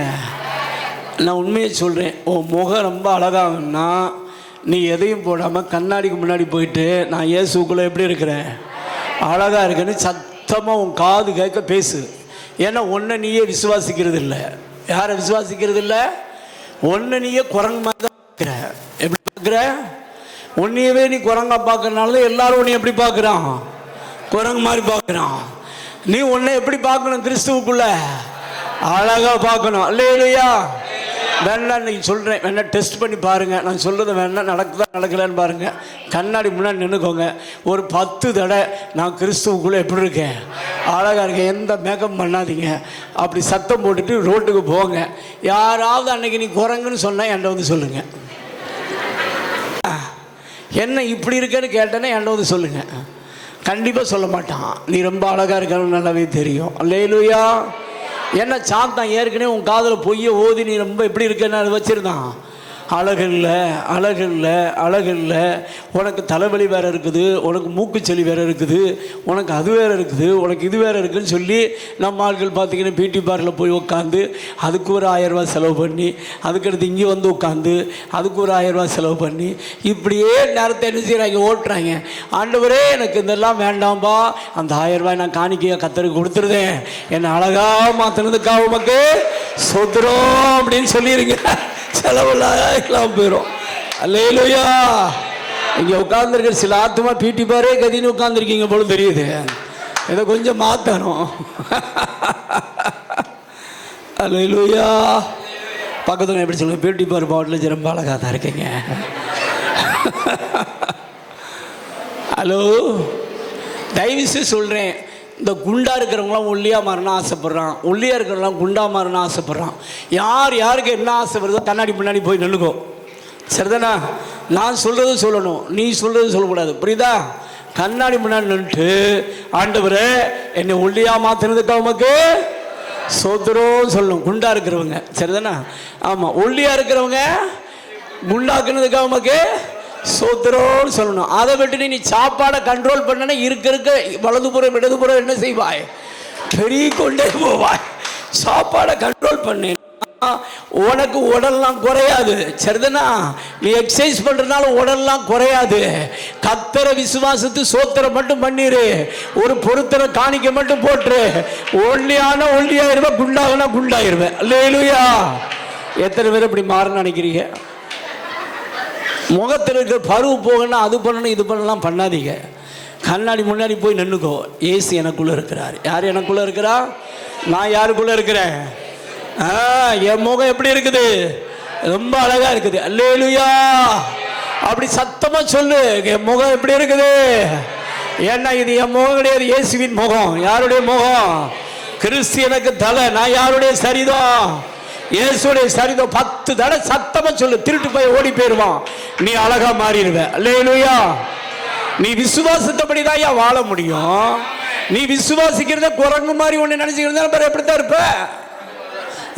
நீ குரங்காதான் இருக்கிற, நீ அழகா இருக்கிறன்னு ஏசப்பா சொல்றாரு. அல்லேலூயா. இயேசு சொல்றதை நம்ப போறியா இல்ல திருட்டு போய் சொல்றதை நம்ப போறியா? எத்தனை பேர் இயேசு சொல்றதை நம்ப போறீங்க? ஆமாம். திருட்டு போய் சொல்கிறத கேட்டு கண்ணீர்லாம் என்ன செய்யக்கூடாது, விடக்கூடாது. நம்ம ஆட்கள் பார்த்தீங்கன்னா கண்ணாடி முன்னாடி அழுவாங்க. என்னன்னு கேட்டால் சொல்ல மாட்டாங்க, ஒன்றும் இல்லைங்க அப்படிமா. என்னன்னு கேட்டால் ஒன்றும் இல்லைம்மாங்க. கல்யாணத்துக்கு போயிட்டு வந்தோடனே நம்ம வீட்டு ஆமாக்களை போய் பாருங்களேன், அப்படி கண்ணாடி முன்னாடி மூச்சு நினைச்சுவாங்க, அழுவாங்க. உம்முன்னு சாந்த சொருவியாக மாறிடுவாங்க, பேசவே மாட்டாங்க. ஏன் பேச மாட்டாங்கன்னா அங்கே ஒரு அக்காவை பார்த்துட்டு வந்திருப்பாங்க. இங்கே பார்த்துட்டு வந்திருப்பாங்க. கல்யாணத்தில் ஒரு அக்காவை பார்த்துட்டு வந்து மட்டும்தான் எப்படி இருக்குண்ணா ரொம்ப இதாக இருக்கிறேன் அப்படின்னு என்ன செய்யுது இந்த அக்கா உட்காந்து அழுன்னு என்ன செய்யுது, அழுகிறது. ஆண்டவர் சொல்றாரு, ஒன்றுக்கும் கவலைப்படாத மகளே அப்படிங்காரு. ஆனால் நம்ம ஆட்கள் ஒன்று விடாமல் கவலைப்படுறான். எப்படி கவலைப்படுறது? ஒன்று விடாமல். உனக்கு பிரச்சனைக்கு காரணமே என்ன தெரியுமா? ஆண்டவர் ஒரு நபருக்கு தீர்க்க தரிசனம் சொல்றாரு, உன் பிரச்சனைக்கு காரணமே நீ ஒன்று விடாமல் கவலைப்படுறதுதான். ஆண்டவர் ஒன்றுக்கு என்ன செய்யக்கூடாது, கவலைப்படக்கூடாதுங்க. நம்ம ஆட்கள் ஒன்று விடாமல் என்ன செய்யறது, பஸ்ஸில் ஏறுறதுலேருந்து இறங்குறதுலேருந்து தூங்குறதுலேருந்து அச்சுன்னு அம்மா போடுறதுலேருந்து என்ன பண்ணுறது? ஹலோ, கவலைப்படுறது ஒரு பாவம். கவலைப்படுறது என்னதுங்க? நீ கவலைப்பட்டேன்னா ஏசப்பா துக்கப்படுவார். அல்லேலூயா. ஆண்டவர் தம்முடைய சாயலை உனக்கு கொடுத்திருக்க. சபைக்கு தான் இழந்து போன சாயல் வந்திருக்கு. அல்லேலூயா. விழுந்து போன மனிதனுக்கு வரல, ஆனால் சபைக்கு கர்த்தர் தம்முடைய சாயலை கொடுத்திருக்கிறார், அவருடைய முகரூபத்தை கொடுத்திருக்கிறார். அதனால் நீ கருப்பா இருந்தாலும் எப்படி இருக்கிற, நீ குரங்கா இருந்தாலும் எப்படி இருக்க, நீ எப்படி இருந்தாலும் எப்படி இருக்க. அல்லேலூயா. எத்தனை பேர் நம்புறீங்க? நம்புறீங்களா? அவங்களாம் இனிமேல் பீட்டி பாரு என்ன செய்ய வேண்டாம், போக வேண்டாம். சரிதானா? அல்லேலூயா. ஆமாம், கர்த்தரை மட்டும் மகிமைப்படுத்துங்க, அழகாக மாறிடுவீங்க. அல்லேலூயா. அடுத்த வசனம் சொல்லுது, அதே வசனத்தில் பாருங்க, அவன் சௌந்தரியம் உள்ளவன் மட்டுமல்ல, கர்த்தர் அவனோடு கூட என்ன செய்கிறார்? இருக்கிறார். இந்த நாள் முதற்கொண்டு இந்த சபையில் உள்ள மக்களை பார்த்து கர்த்தர் சொல்லுகிற வார்த்தை, நான் உன் கூட இருக்கிறத ப்ரூவ் பண்ணி காட்ட போகிறேன். உன் கூட இருக்கிறத நான் என்ன செய்ய போகிறேன்? ப்ரூவ் பண்ணி காட்ட போகிறேன். மக்கள் சொல்லுவாங்க கர்த்தர் உன்னோடு இருக்கிறார். மற்றவங்க சொல்லணும், நீ சொல்கிறது பெருசு கிடையாது. மற்றவங்க என்ன செய்யணும்? சொல்லணும் கர்த்தர் உன்னோடு கூட இருக்கிறார். கர்த்தர் நம்மோடு இருக்கிறார்னா என்ன அர்த்தம்? எல்லாவற்றிலும் நமக்கு வெற்றி கிடைக்கும். அல்லேலூயா. அப்போ ஆண்டவர் இந்த நாளில் உங்களுக்கு இதுதான் முதலாவது கர்த்தர் கொடுக்குற அபிஷேகம். இந்த அபிஷேகம் உன்னை என்ன செய்யுன்னா, ஆவியிலையும் உன்னை மறுரூபப்படுத்தும், உன் சரீரத்திலையும் உன்னை மறுரூபப்படுத்தும், உன் ஆத்துமாவிலும் மறுரூபப்படுத்தும். எதற்கு நேராக தெரியுமா?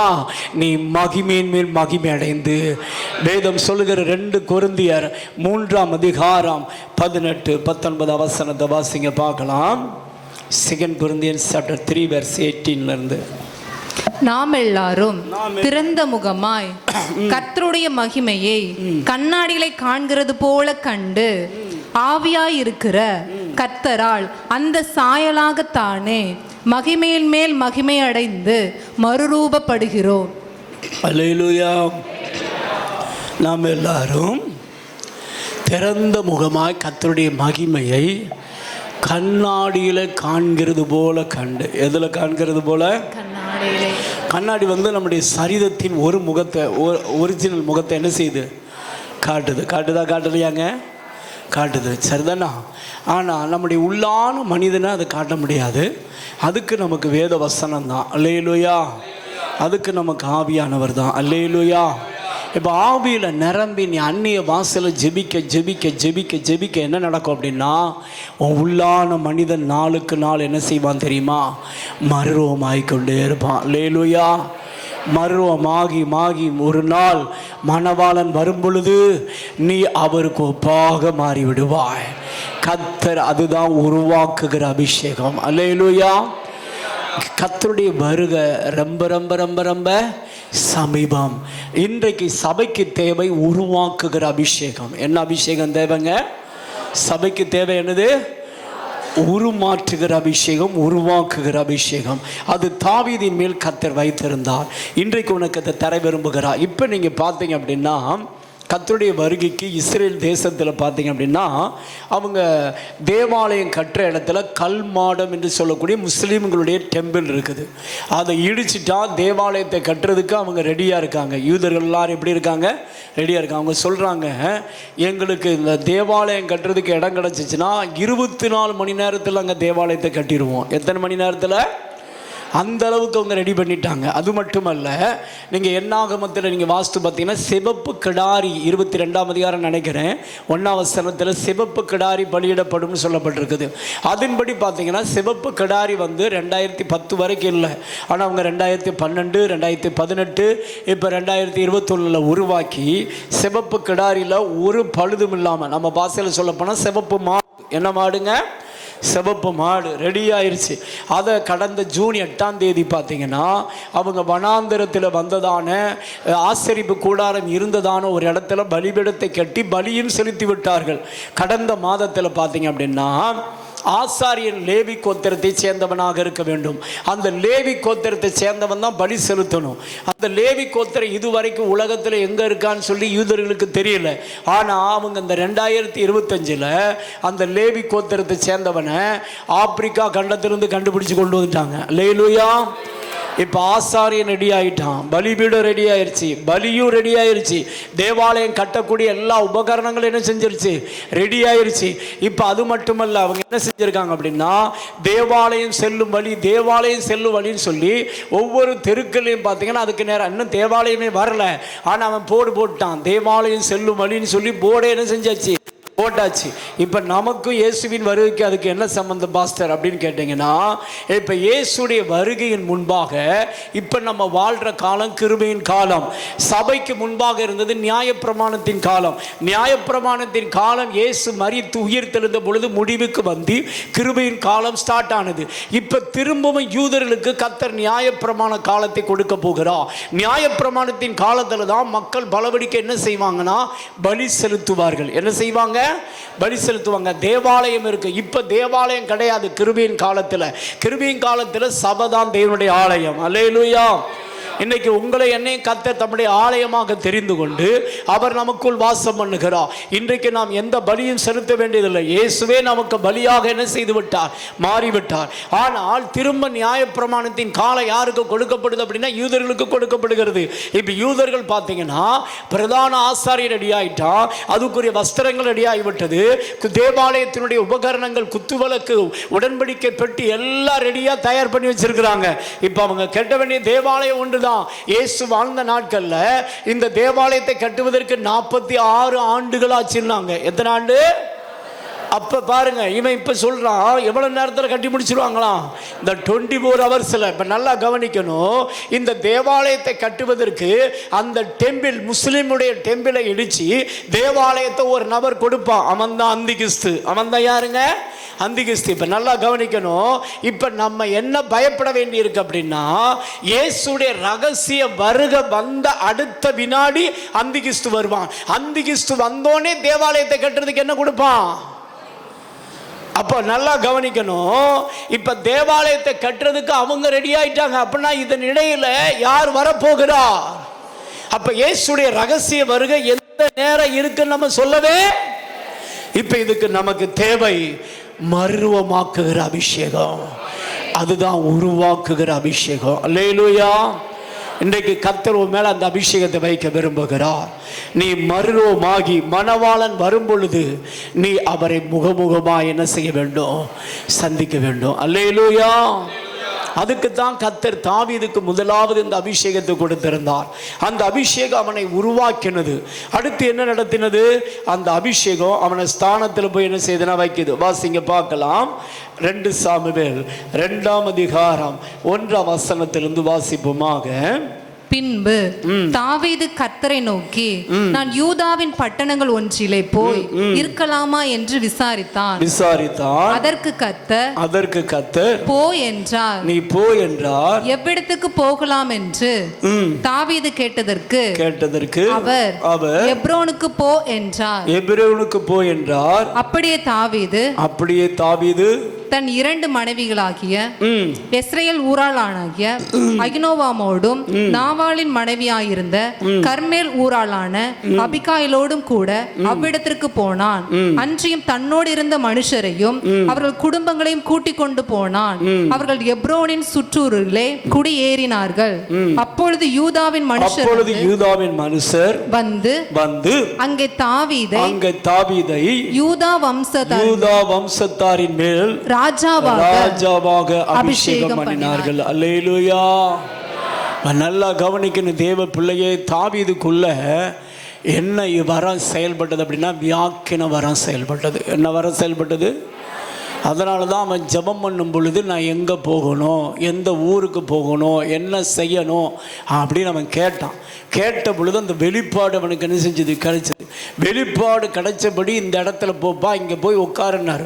உட்கார்ந்த உடனே பாருங்க, அவனுக்கு கொடுக்கப்பட்ட அந்த ஸ்தானத்தில் அந்த அபிஷேகம் அவனை நிறுத்தினது. அல்லேலூயா. இன்னைக்கு நிறைய பேர் பார்த்தீங்கன்னா அந்நிய பாஷை பேசுகிறாங்க, அபிஷேகம் பெற்றிருக்காங்க. ஆனால் கர்த்தர் அவங்களுக்குன்னு வைத்திருக்கிற முழுமையான ஆசீர்வாதத்தை பெற்றுக்கொள்ளவில்லை. காரணம் என்னென்னா, உங்கள் ஸ்தானத்தில் நீங்கள் என்னென்ன செய்யலை, வரலை. ஆனால் ஆண்டவர் இன்றைக்கு உனக்கு என்ன அபிஷேகத்தை தர விரும்புகிறார்? உன் வாழ்க்கையில் உன் ஸ்தானத்தில் கொண்டு வந்து நிறுத்த விரும்புகிறார். அதுதான் வியாக்கின அபிஷேகம். அல்லேலூயா. இன்னைக்கு நம்ம ஆண்டவர்கிட்ட போராடி கேட்க போகிறோம், என்ன அபிஷேகம் வேணும்னு சொல்லுங்க பார்க்கலாம். வியாக்கின அபிஷேகம் தான் உன்னை வழி நடத்துகிற அபிஷேகம். அல்லேலூயா.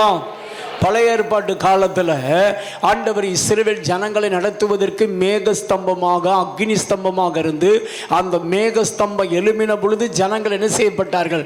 வழி நடத்தப்பட்டார்கள். மேகஸ்தம்பம் கிளம்பல அப்படின்னா எத்தனை வருஷம் ஆனாலும் அமைதியாக உட்கார்ந்துருப்பாங்க அப்படின்னு சொல்லி யாத்திராகமம் 40ஆம் அதிகாரத்தை நீங்கள் வாசித்து பாருந்தீங்கன்னா பைபிளில் போட்டிருக்குது. அது 1 மாதம் 2 மாதம் சில வேளை வருட கணக்கில் கூட அந்த மேகஸ்தம்பம் எழும்பாது. மேகஸ்தம்பம் எழும்பின பொழுது அவர்கள் என்ன செய்யப்பட்டார்கள்? வழி நடத்தப்பட்டார்கள். பழைய ஏற்பாட்டில் கர்த்தர் வழி நடத்துவதெல்லாம் வெளிப்படையாக நடத்தினார். ஆனால் புதிய ஏற்பாட்டில் நமக்குள் இருந்த அபிஷேகம் நம்மளை நடத்தக்கூடியது. அல்லேலூயா. யாருக்குள்ள இருந்து நடத்த? 1 யோவான் 2ஆம் அதிகாரம் 27. நீங்கள் அவராலே பெற்ற அபிஷேகம் உங்களில் நிலைத்திருக்கிறது. ஒருவரும் உங்களுக்கு போதிக்க வேண்டுவதில்லை. அந்த அபிஷேகம் சகலத்தையும் குறித்து உங்களுக்கு போதிக்கிறது. எப்படி போதிக்குமா? சகலத்தையும் குறித்து. நம்ம ஆட்கள் போய் கேளுங்க, குழம்பி போய் உட்கார்ந்துருக்கிறது நம்ம ஆட்கள் தான். அந்நிய பாஷை பேசுகிறவர்கள் தான் என்ன போய் உட்காந்துருக்காங்க. என்ன செய்யணும் தெரியல. வாஸ்தை எப்படி பிரச்சனையாக இருக்குது, இந்த வியாதி இப்படி உட்காந்துருக்குது, இந்த கடன் பிரச்சனை இப்படி உட்காந்துருக்கு, கல்யாணமே நடக்க மாட்டேங்குது, அவனுக்கு அப்படி இருக்குது, இவனுக்கு இப்படி இருக்குது. ஐயோ, நம்ம ஆட்கள் வந்து பார்த்திங்கன்னா ஏசுக்கிட்ட வந்து ஒப்பாரி வைக்கிறத கேட்டிங்கன்னு வச்சுக்கோங்க, நம்மளே ஓடி போயிடுவோம். நம்மளே என்ன செய்வோம்? என் ஆண்டவரே நான் படைச்சிங்க, எதுக்கு ஆண்டவரே என்ன வச்சிருக்கு, நான் செத்தா தாவலையே, அட பாவிகளா, இதுக்காக உங்களை கர்த்தர் ரட்சகத்தை அபிஷேகம் பண்ணி வச்சிருக்காரு. செத்தா தாவலையா, நான் ஏன் பிறந்தேன், நான் ஏன் வாழ வேண்டும், நான் ஏன் சாகவில்லை அப்படிலாம் சிலர் கேள்வி கேட்கிறான். இந்த கொடுமையெல்லாம் எங்கே போய் சொல்கிறது? ஏன் இந்த கொடுமையெல்லாம் நடக்குது தெரியுமா? உனக்கு என்ன அபிஷேகம் இல்லை, வியாக்கின அபிஷேகம் இல்லை. அதனால் வந்து நீ அந்நிய பாஷை மட்டும் எதை என்ன செஞ்சுக்கிட்டு இருக்க, பேசிக்கிட்டு இருக்க. உன் சுபாவத்தையே சில வேளை உன்னால் என்ன செய்ய முடியல, மாற்ற முடியல. இங்கே பேசுகிறது அந்நிய பாஷை, வீட்டுக்கு போனால் அநியாய பாஷை பேசுகிற. உனக்கு கடைசியில் டவுட் வந்துடுது, நம்ம உண்மையாக தான் இருக்கோமா, நான் பேசுகிறது உண்மையிலே அந்நிய பாஷை தானா, எனக்குள்ள எந்த மாற்றமும் என்ன செய்ய மாட்டேங்குது, தெரிய மாட்டேங்குது. சபையில் நான் குதித்து தான் ஓடுறேன், கூட்டத்துக்கு போனேன்னா இங்கேருந்து அங்கே கூட தாவுறேன். ஆனால் வீட்டுக்கு போனால் என்னென்னமோ தாவுதி அப்படின்னு என்ன செய்தேன். What is reason? என்ன காரணம் அப்படின்னா, என்ன அபிஷேகம் இல்லை, வியாக்கின வரோம். ஏன் கோபப்படுறேன்னு உனக்கு என்ன செய்ய மாட்டேங்குது, தெரிய மாட்டேங்குது. நிறைய பேர் கேட்குறது என்ன தெரியுமா, என் அபிஷேகம் முடிஞ்சு வந்தோடனே நான் தான் பேசுகிறேன்னா இல்லை நான் ஆண்டவர் பேசுகிறேன், எனக்கே டவுட்டாக இருக்குது பாஸ் அப்படிமா. எப்படி நான் பேசுகிறேன்னா இல்லை கர்த்தர் பேசுகிறேன்னு எனக்கு எப்படி இருக்குதான். ஆனால் அந்த ஆத்மா பார்த்தீங்கன்னா ஆவியில் நிரம்பி இங்கிட்டு இங்கிட்டு குதிச்சுக்கிட்டு இருக்கோம். எப்படி இப்படி குதிச்சுக்கிட்டு இருக்கோம்? பக்கத்தில் இருக்கலாம் பார்ப்பாங்க, ஆகா நம்மளாம் இப்படி குதிக்கிறடா, இவங்க கூட நல்லா என்ன செய்கிறாங்க, குதிக்கிறாங்க. ஆனால் தனியாக கூப்பிட்டு விசாரிச்சிங்கன்னா, அந்த பாஸ்டர் எனக்கே நான் தான் பேசுகிறேன்னா எனக்கே எப்படி இருக்குது, டவுட்டாக இருக்குது. பார்த்துருக்கீங்களா? ஹலோ, இன்னைக்கு இந்த டவுட்டெல்லாம் கர்த்தர் கிளீன் பண்ண போகிறாரு. அல்லேலூயா. கர்த்தர் உன் கூட இருக்கிறத ப்ரூவ் பண்ணி காட்ட போகிறாரு. அல்லேலூயா. அதுதான் அபிஷேகம். இந்த அபிஷேகம் என்ன செய்யும் அப்படின்னா, ஒருவனும் உனக்கு என்ன செய்வதில்லை, போதிக்க வேண்டியது அவசியம் இல்லை. அது அந்த அபிஷேகம் சகலத்தையும் குறித்து உங்களுக்கு என்ன செய்கிறது, போதிக்கிறதல்ல, சத்தியமாக இருக்கிறது, பொய்யல்ல. அது உங்களுக்கு போதித்தபடி அவர்கள் என்ன செய்வீர்களாக, நிலைத்திருப்பீர்களா. அல்லேலூயா. இந்த அபிஷேகம் இருந்தால் ஒழுங்கா சபைக்கு போகணும், போதிக்கும். அல்லேலூயா. இந்த அபிஷேகம் போனால் அந்த அபிஷேகம் ஒழுங்கா போதகருக்கு கீழ்ப்பிடிஞ்சிருன்னு போதிக்கும். அல்லேலூயா. இந்த அபிஷேகம் வந்து உன்னை தனிக்காட்டு ராஜாவெல்லாம் இருக்க விடாது, சேர்ந்து போ அப்படிங்கும். அல்லேலூயா. நம்ம ஆட்கள் சிலரை பார்த்துருக்கீங்களா, கொஞ்சம் அபிஷேகம் கிடச்சிருச்சுன்னா யார் கூட என்ன செய்ய மாட்டாங்க, பேச மாட்டாங்க. பார்த்துருக்கீங்களா? நான் மிகப்பெரிய பரிசுத்தவான், நான் என்ன செய்யக்கூடாது, யார் கூட என்ன செய்யக்கூடாது, சேரக்கூடாதுன்னு உட்காந்துருவேன். பார்த்துருக்கீங்களா? இப்படிப்பட்ட ஆத்துமாலாம் வச்சு என்ன செய்யறதுன்னு தெரியல. ரைட்டு. ஆனால் இந்த அபிஷேகம் அப்படி செய்யாது. அல்லேலூயா. இயேசுவுக்குள்ள அபிஷேகம் இருந்துச்சு, அந்த அபிஷேகம் தான் அவருக்கு போதிச்சு, காலை தோறும் அவளை எழுப்பிச்சு, கற்றுக்கொள்ளுகிறவனை போல கவனிக்கும்படி என்ன செஞ்சது. அல்லேலூயா. ஒவ்வொரு நாளும் அவர் என்ன செய்யணும், ஏது செய்யணுங்கிறத போதித்தது வியாக்கின அபிஷேகம். இன்னைக்கு சபைக்கு தேவை வியாக்கின அபிஷேகம். வியாக்கின அபிஷேகம் இல்லாதனாலதான் நீ மற்றவங்கிட்ட போய் நிக்கிற, கண்கலங்கி நிக்கிற. யாராவது நமக்கு ஜெபம் பண்ணிட மாட்டாங்களா, யாராவது நமக்கு ஏதாவது சொல்லிட மாட்டாங்களா, யாராவது ஏதோ இவங்க நல்லா தான் ஜெபம் பண்ணுவாங்க, ஆனா மற்றவங்கிட்ட போய் நிற்பாங்க. பார்த்துருக்கீங்களா? எவ்வளவுதான் ஜெபம் பண்ணாலும் மற்றவங்கிட்ட போய் நிக்கிறாங்க. What is the reason? என்ன இல்லை, வியாக்கின வர இல்லை. வியாக்கின வர இருந்தா கர்த்தர் உனக்கு போதிப்பா, நீ நடக்க வேண்டிய வழியை காட்டுவா, நீ எங்க போகணும், எதை செய்யணும், எதை செய்யக்கூடாது. போதிக்கிறது மட்டுமல்ல, அதை செய்யக்கூடிய பலனையும் தரக்கூடியதான் வியாக்கின அபிஷேகம். கைகளை தட்டி கர்த்தரை மகிமைப்படுத்துங்க பார்க்கலாம். அல்லேலூயா. இன்னைக்கு நிறைய பேருக்கு செய்யறதுக்கு பலன் என்ன செய்யல இல்லை. ஆனால் அந்த அபிஷேகம் என்ன செய்யும் அப்படின்னா உனக்கு போதிக்கிறது மட்டுமல்ல, அதன்படி வாழக்கூடிய திறமையை உனக்கு தரும். அல்லேலூயா. அப்பொழுது உனக்கு வர வேண்டிய உயர்வு, உன்னை எந்த ஸ்தானத்தில் கர்த்தர் வைத்து அழகுபடுத்தணுமோ அந்த ஸ்தானத்தில் கர்த்தர் உன்னை நிறுத்தி அழகுபடுத்துறதை நீ பார்ப்ப. அல்லேலூயா. எத்தனை பேர் உங்க ஸ்தானத்தில் நிற்கணும்னு நினைக்கிறீங்க?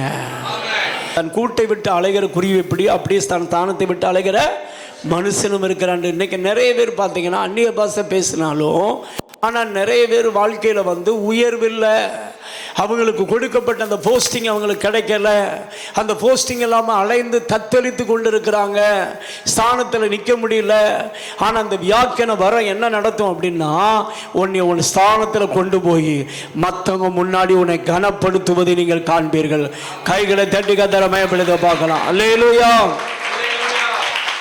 ரெண்டாவது கர்த்தர் இந்த அபிஷேகத்தை கொடுத்தார். மூன்றாவதாக கர்த்தர் என்ன அபிஷேகத்தை கொடுத்தார் தெரியுமா? உன்னை உயர்த்துகிற, உன்னை உன்னத அனுபவத்துக்குள்ள கொண்டு போகிற அபிஷேகம். 2 சாமுவேல் 5ஆம் அதிகாரம் 1 வாசிங்க பார்க்கலாம். அக்காலத்தில் இஸ்ரவேலின் கோத்திரங்கள் எல்லாம் எப்ரோனில் இருக்கிற தாவீதினிடத்தில் வந்து, இதோ நாங்கள் உம்முடைய எலும்பும் உம்முடைய மாம்சமும் ஆனவர்கள். சவுல் எங்கள் மேல் ராஜாவா இருக்கும் போதே இஸ்ரவேலை நடத்தி கொண்டு போனவரும் நடத்தி கொண்டு வந்தவரும் நீரே. கர்த்தர் என் ஜனமாகிய இஸ்ரவேலை நீ மேய்த்து நீ இஸ்ரவேலின் மேல் தலைவனாய் இருப்பாய் என்று உம்மிடத்தில் சொன்னாரே என்றார்கள். இஸ்ரவேல் மூப்பர் எல்லாரும் எப்ரோனிலே ராஜாவினிடத்தில் வந்தார்கள். தாவீது ராஜா எப்ரோனிலே கர்த்தருக்கு முன்பாக அவர்களோட உடன்படிக்கை பண்ணின பின்பு அவர்கள் தாவீதை இஸ்ரவேலின் மேல் ராஜாவாக அபிஷேகம் பண்ணினார்கள். அல்லேலூயா, அல்லேலூயா. வேதம் சொல்லுகிறது சமஸ்த இஸ்ரவேலின் மேலும் அவன் என்ன செஞ்சானா?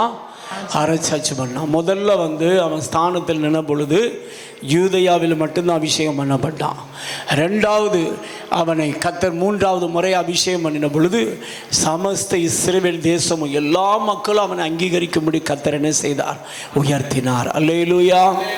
ஆண்டவர் உனக்கு கொடுக்க போகிற 3வது ஒரு அபிஷேகம், அது உன்னை உயர்த்துகிற, உன்னை உன்னத அனுபவத்துக்குள்ள கொண்டு போகிற அபிஷேகம். அல்லேலூயா. இந்த அபிஷேகத்தை நம்ம கேட்கணும்னு கர்த்தர் என்ன செய்கிறார்? விரும்புகிறார். நல்லா கவனிக்கணும். நம்ம ரட்சிக்கப்படும் போது கர்த்தர் கொடுக்கிற கிருபை இலவசம். ரட்சிக்கப்படும் போது கர்த்தர் கொடுக்கிற கிருபை அபிஷேகம் எல்லாமே என்னது? இலவசம். ஆனால் அதுக்கு பிறகு இலவசம்லாம் கிடையாது. நீ ஒவ்வொரு நாளும் ஜெபம் பண்ணால் தான் அந்த கிருபை என்ன செய்யும்? கிடைக்கும். உனக்குன்னு கர்த்தர் வச்சிருப்பார். ஆனால் நீ ஜெபிச்சாதான் அதை என்ன செய்ய முடியும்? அனுபவிக்கவே. நீ ஜெபம் பண்ணலை, நீ கேட்கலை அப்படின்னா உன் வாழ்க்கையில் நீ எதை அனுபவத்தில் ப்ராக்டிக்கலாக என்ன செய்ய முடியாது? பார்க்க முடியாது. அதனால் தேவன்கிட்ட கேட்டு என்ன செய்யணும்? பெற்றுக்கொள்ளணும். பழைய ஏற்பாட்டு காலத்தில் கர்த்தர் அபிஷேகம் பண்ணும் பொழுது பார்த்தீங்க அப்படின்னா எல்லாருக்கும் முன்பாக கர்த்தர் அபிஷேகம் பண்ணினார். அது காணப்படக்கூடிய பகுதி. காணப்படாத பகுதி கர்த்தருடைய ஆவியானவர் அவர்களுக்குள் என்ன செய்திருந்தார்? தங்கி இருந்தார். அல்லேலூயா. இந்த காணப்படுகிற பகுதியின் அபிஷேகம் மற்றவங்களுக்கு ஆசீர்வாதமாக மாற்றினது. ஆனால் அவர்களுக்குள்ள இருந்த அபிஷேகம் அவங்களை மறுரூபப்படுத்தினது. அல்லேலூயா. இன்னைக்கு கர்த்தரோட கொடுக்கிற அபிஷேகம், காணப்படுகிற அபிஷேகம் இருக்குது, காணப்படாத அபிஷேகம் இருக்குது. காணப்படுகிற அபிஷேகம் நீ வெளிப்படையா பேசுற அந்நிய பாஷை. ஆனா உனக்குள் ஆவியானவர் நீ அந்நிய பாஷை பேச பேச பேச மாற்றத்தை தந்து கொண்டே இருப்பார். அல்லேலூயா. நீ மறுரூபம் ஆகிக்கொண்டே இருப்பாய். குமாருடைய சாயலுக்கு ஒப்பாக நீ என்ன செய்வாய்? மறுரூபம் ஆகிக்கிட்டே இருப்ப. அதனால தேவ பிள்ளைகள் அதிகமாக அபிஷேகத்தில் ஆவியில் நிரம்பி ஜெபிக்க பழகணும். என்ன ஜெபிக்கணுங்க?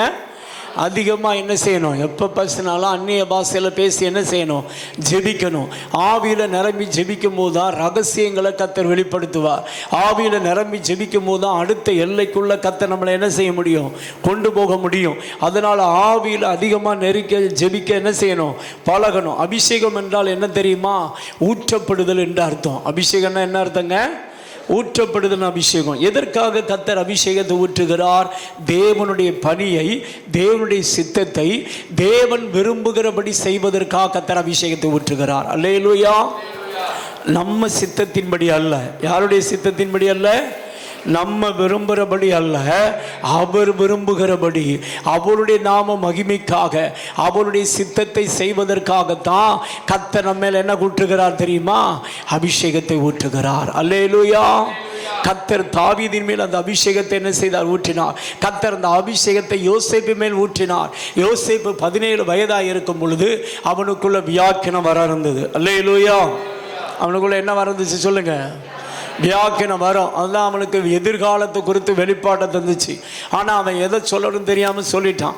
கடைசியில் எல்லாருக்கும் குழியில் போட்டுட்டாங்க. ஆனால் அந்த அபிஷேகம் என்ன செஞ்சது அப்படின்னா அவனை வழி நடத்தினது. சிறைச்சாலையில் இருக்கிறவங்க சொப்பனத்தில் கலங்கிக்கிட்டு இருக்கிறாங்க. கலங்கிக்கிட்டு இருக்கிறவங்களுக்கு வியாக்கியம் பண்ணின பொழுது அவர்கள் வாழ்க்கையில் பெரிய மாற்றம் என்ன செஞ்சது? உண்டானது. இவனுக்குள்ள இருந்த இந்த வியாக்கியம் வரந்தான் சிறைச்சாலையில் இருக்கிறவனுக்கு ஒருத்தனுக்கு சொன்ன பொழுது அவன் ராஜாவுக்கு ஒரு நாள் சொப்பனம் வந்து கலங்கின பொழுது, நான் சிறைச்சாலையில் இருந்த பொழுது ஒருத்தன் எனக்கு சொப்பனம் சொன்னா அவனை கூப்பிட்டு வருவோன்னு சொல்லி அறிமுகப்படுத்தி அவனை சிங்காசனத்திலே, உயரத்திலே, உன்னதத்திலே கொண்டு போய் அமரும்படி செய்தது. கர்த்தர் உனக்கு இந்த வியாக்கியான வரத்தை கொடுக்கும்போது என்ன நடக்கும் தெரியுமா? உன்னை மற்றவங்க முன்னாடி கர்த்தர் உயர்த்துவதை எல்லாரும் காணும்படி கர்த்தர் செய்வார். உனக்கு கொடுக்கப்பட்ட தரிசனம் நிறைவேறுவதை அந்நிய கண்கள் அல்ல, உன் கண்கள் அதை காணும் என்று கர்த்தர் சொல்லுகிறார். அல்லேலூயா. அதனால் நமக்கு தேவை என்னது? வியாக்கியானம் வரும். என்ன வேணும் சொல்லுங்க. கேட்டாதான் என்ன செய்யும்?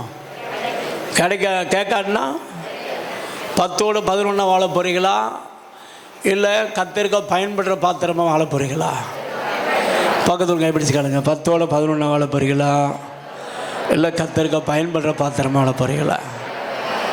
நிறைய பேர் வந்து பாயை தேய்ச்சி, உங்கள் சர்ச்சில் பாயே இல்லை, தரையை தான் தேய்ச்சிட்டு போவீங்கன்னு நினைக்கிறேன். சரிதானே? நிறைய பேர் சேரை தேய்ச்சிட்டு போகிறாங்க.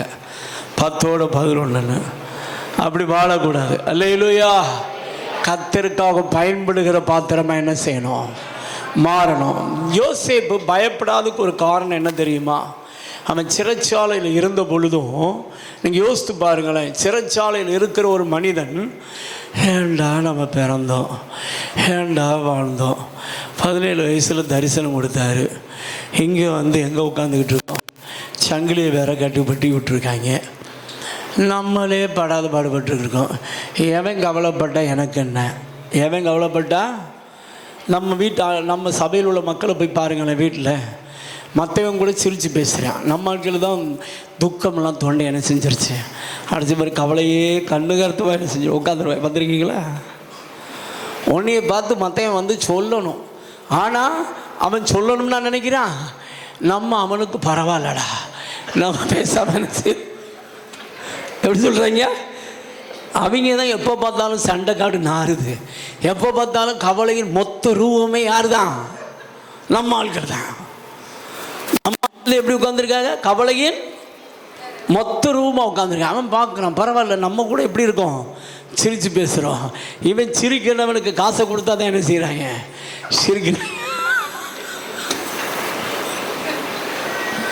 அப்படி தானே? பக்கத்தில் கொஞ்சம் சிரிங்க. வாழ்க்கையில் ஏற்ற விட்டு அக்காவை பார்த்து சிரிங்க. பக்கத்து வீட்டு அக்காவை பார்த்து என்ன செய்யுங்க? செல்ஃபோனை பார்த்தா மட்டும்தான் நாங்கள் சிரிப்போம் பாஸ்டர். வேற பார்த்தா எங்களுக்கு என்ன வராது? சிரிப்பே வராது. இன்னைக்கு நிறைய பேர் சிரிச்சுக்கிட்டு போகிறான்னா எழுதி வச்சுக்கோங்க, என்ன கையில் வச்சுருக்கான்னு அர்த்தம். பார்த்துருக்கீங்களா?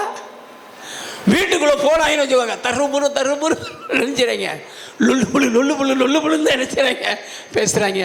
ஒரு ஆத்மா சிரிக்குதுன்னா எப்போ தெரியுமா? எனக்கு இளைப்பாறுதல் செல்ஃபோனை பார்க்கும் போது மட்டும்தான் என்ன செய்யுது.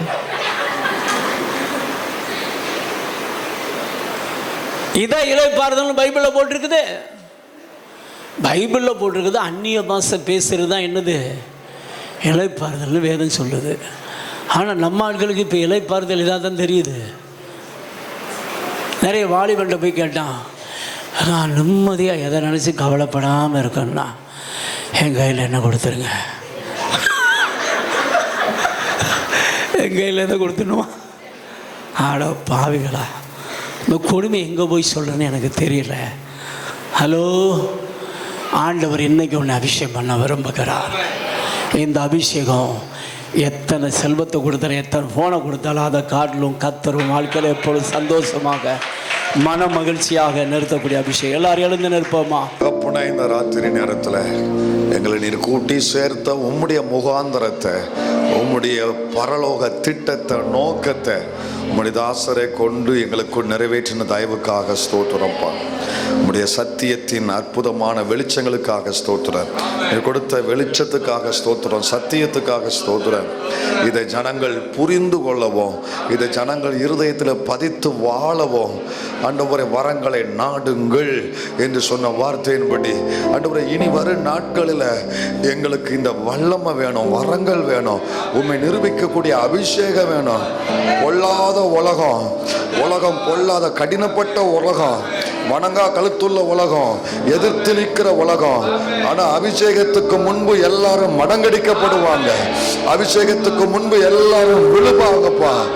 அந்த ஸ்தேவானுக்குள்ள இருந்த அபிஷேகத்தை பார்த்தவர்கள் ஒருவரும் எதிர்த்து பேசக்கூடாத அபிஷேகம் இருந்தது. இனி வரும் காலத்தில் எங்களுக்கு வேணும். இந்த சபை அதுக்கு ஆயத்தப்படுத்துங்க, அதற்கு எங்களை அர்ப்பணிக்கிறோம். ஒவ்வொருவரையும் உண்மையாய் அர்ப்பணித்து சத்தியத்துக்கு கீழ்ப்படிந்து ஆயத்தமா இருக்கிற அத்தனை பேரையும் இந்த சத்தியத்தின்படியான அபிஷேகத்தை நான் நிரப்புவீராக. எங்க சபையை ஆவியில் அனல் கொள்ள வைப்பீராக. அடுத்த கட்டத்துக்கு ஏறி வர செய்வீராக. கிருபை தாரும், மகிமைப்படும் தாழ்த்தி எங்களை அர்ப்பணிக்கிறோம். வந்த ஒவ்வொருவரையும் நீங்க நிரப்பினதற்காக ஸ்தோத்திரம். அவருக்கு அவசியமான பகுதியில கர்த்தர் இன்றைக்கு அவர்களை நிரப்பினதற்காக உமக்கு ஸ்தோத்திரம். எங்கள் நடுவில் நீர் கொண்டு வந்து வார்த்தையை நிறைவேற்ற நம்முடைய அடியாருக்காக, பாஸ்டருக்காக நாங்கள் ஜெபிக்கிறோம். பாஸ்டர் ஆசிரியை அவர்களை ஆசீர்வதிங்க. அவருடைய துணைவியாருக்காக கொடுத்த 2 பிள்ளைகளுக்காக நன்றி. அவர்களை வேலை அடைங்க, யாவர் மேலும் பாதுகாப்பு இருக்கட்டும். ஊழியத்தில் கூட இருங்க. உடைய கிருபையினால் பயன்படுத்தி மகிமைப்படுங்க. உடைய வல்லம மகன் மூலம் வெளிப்பட செய்வீராக. கரம் கூட இருக்கட்டும். தொடர்ந்து ஜனத்தை ஆசீர்வதியும். இந்த வாரம் ஊழியங்கள், நாளை ஜெபம், மறுநாள் இருக்கிற ஆராதனைகள் எல்லாம் கர்த்தர் ஆசீர்வதிப்பீராக. ஒருவரை மகிமைப்படும் எங்களை தாழ்த்தி வெறுமையாக்கிறோம். இயேசு கிறிஸ்துவின் நாமத்தில் ஜெபிக்கிறோம் எங்கள் நல்ல பிதாவே. ஆமென், ஆமென்.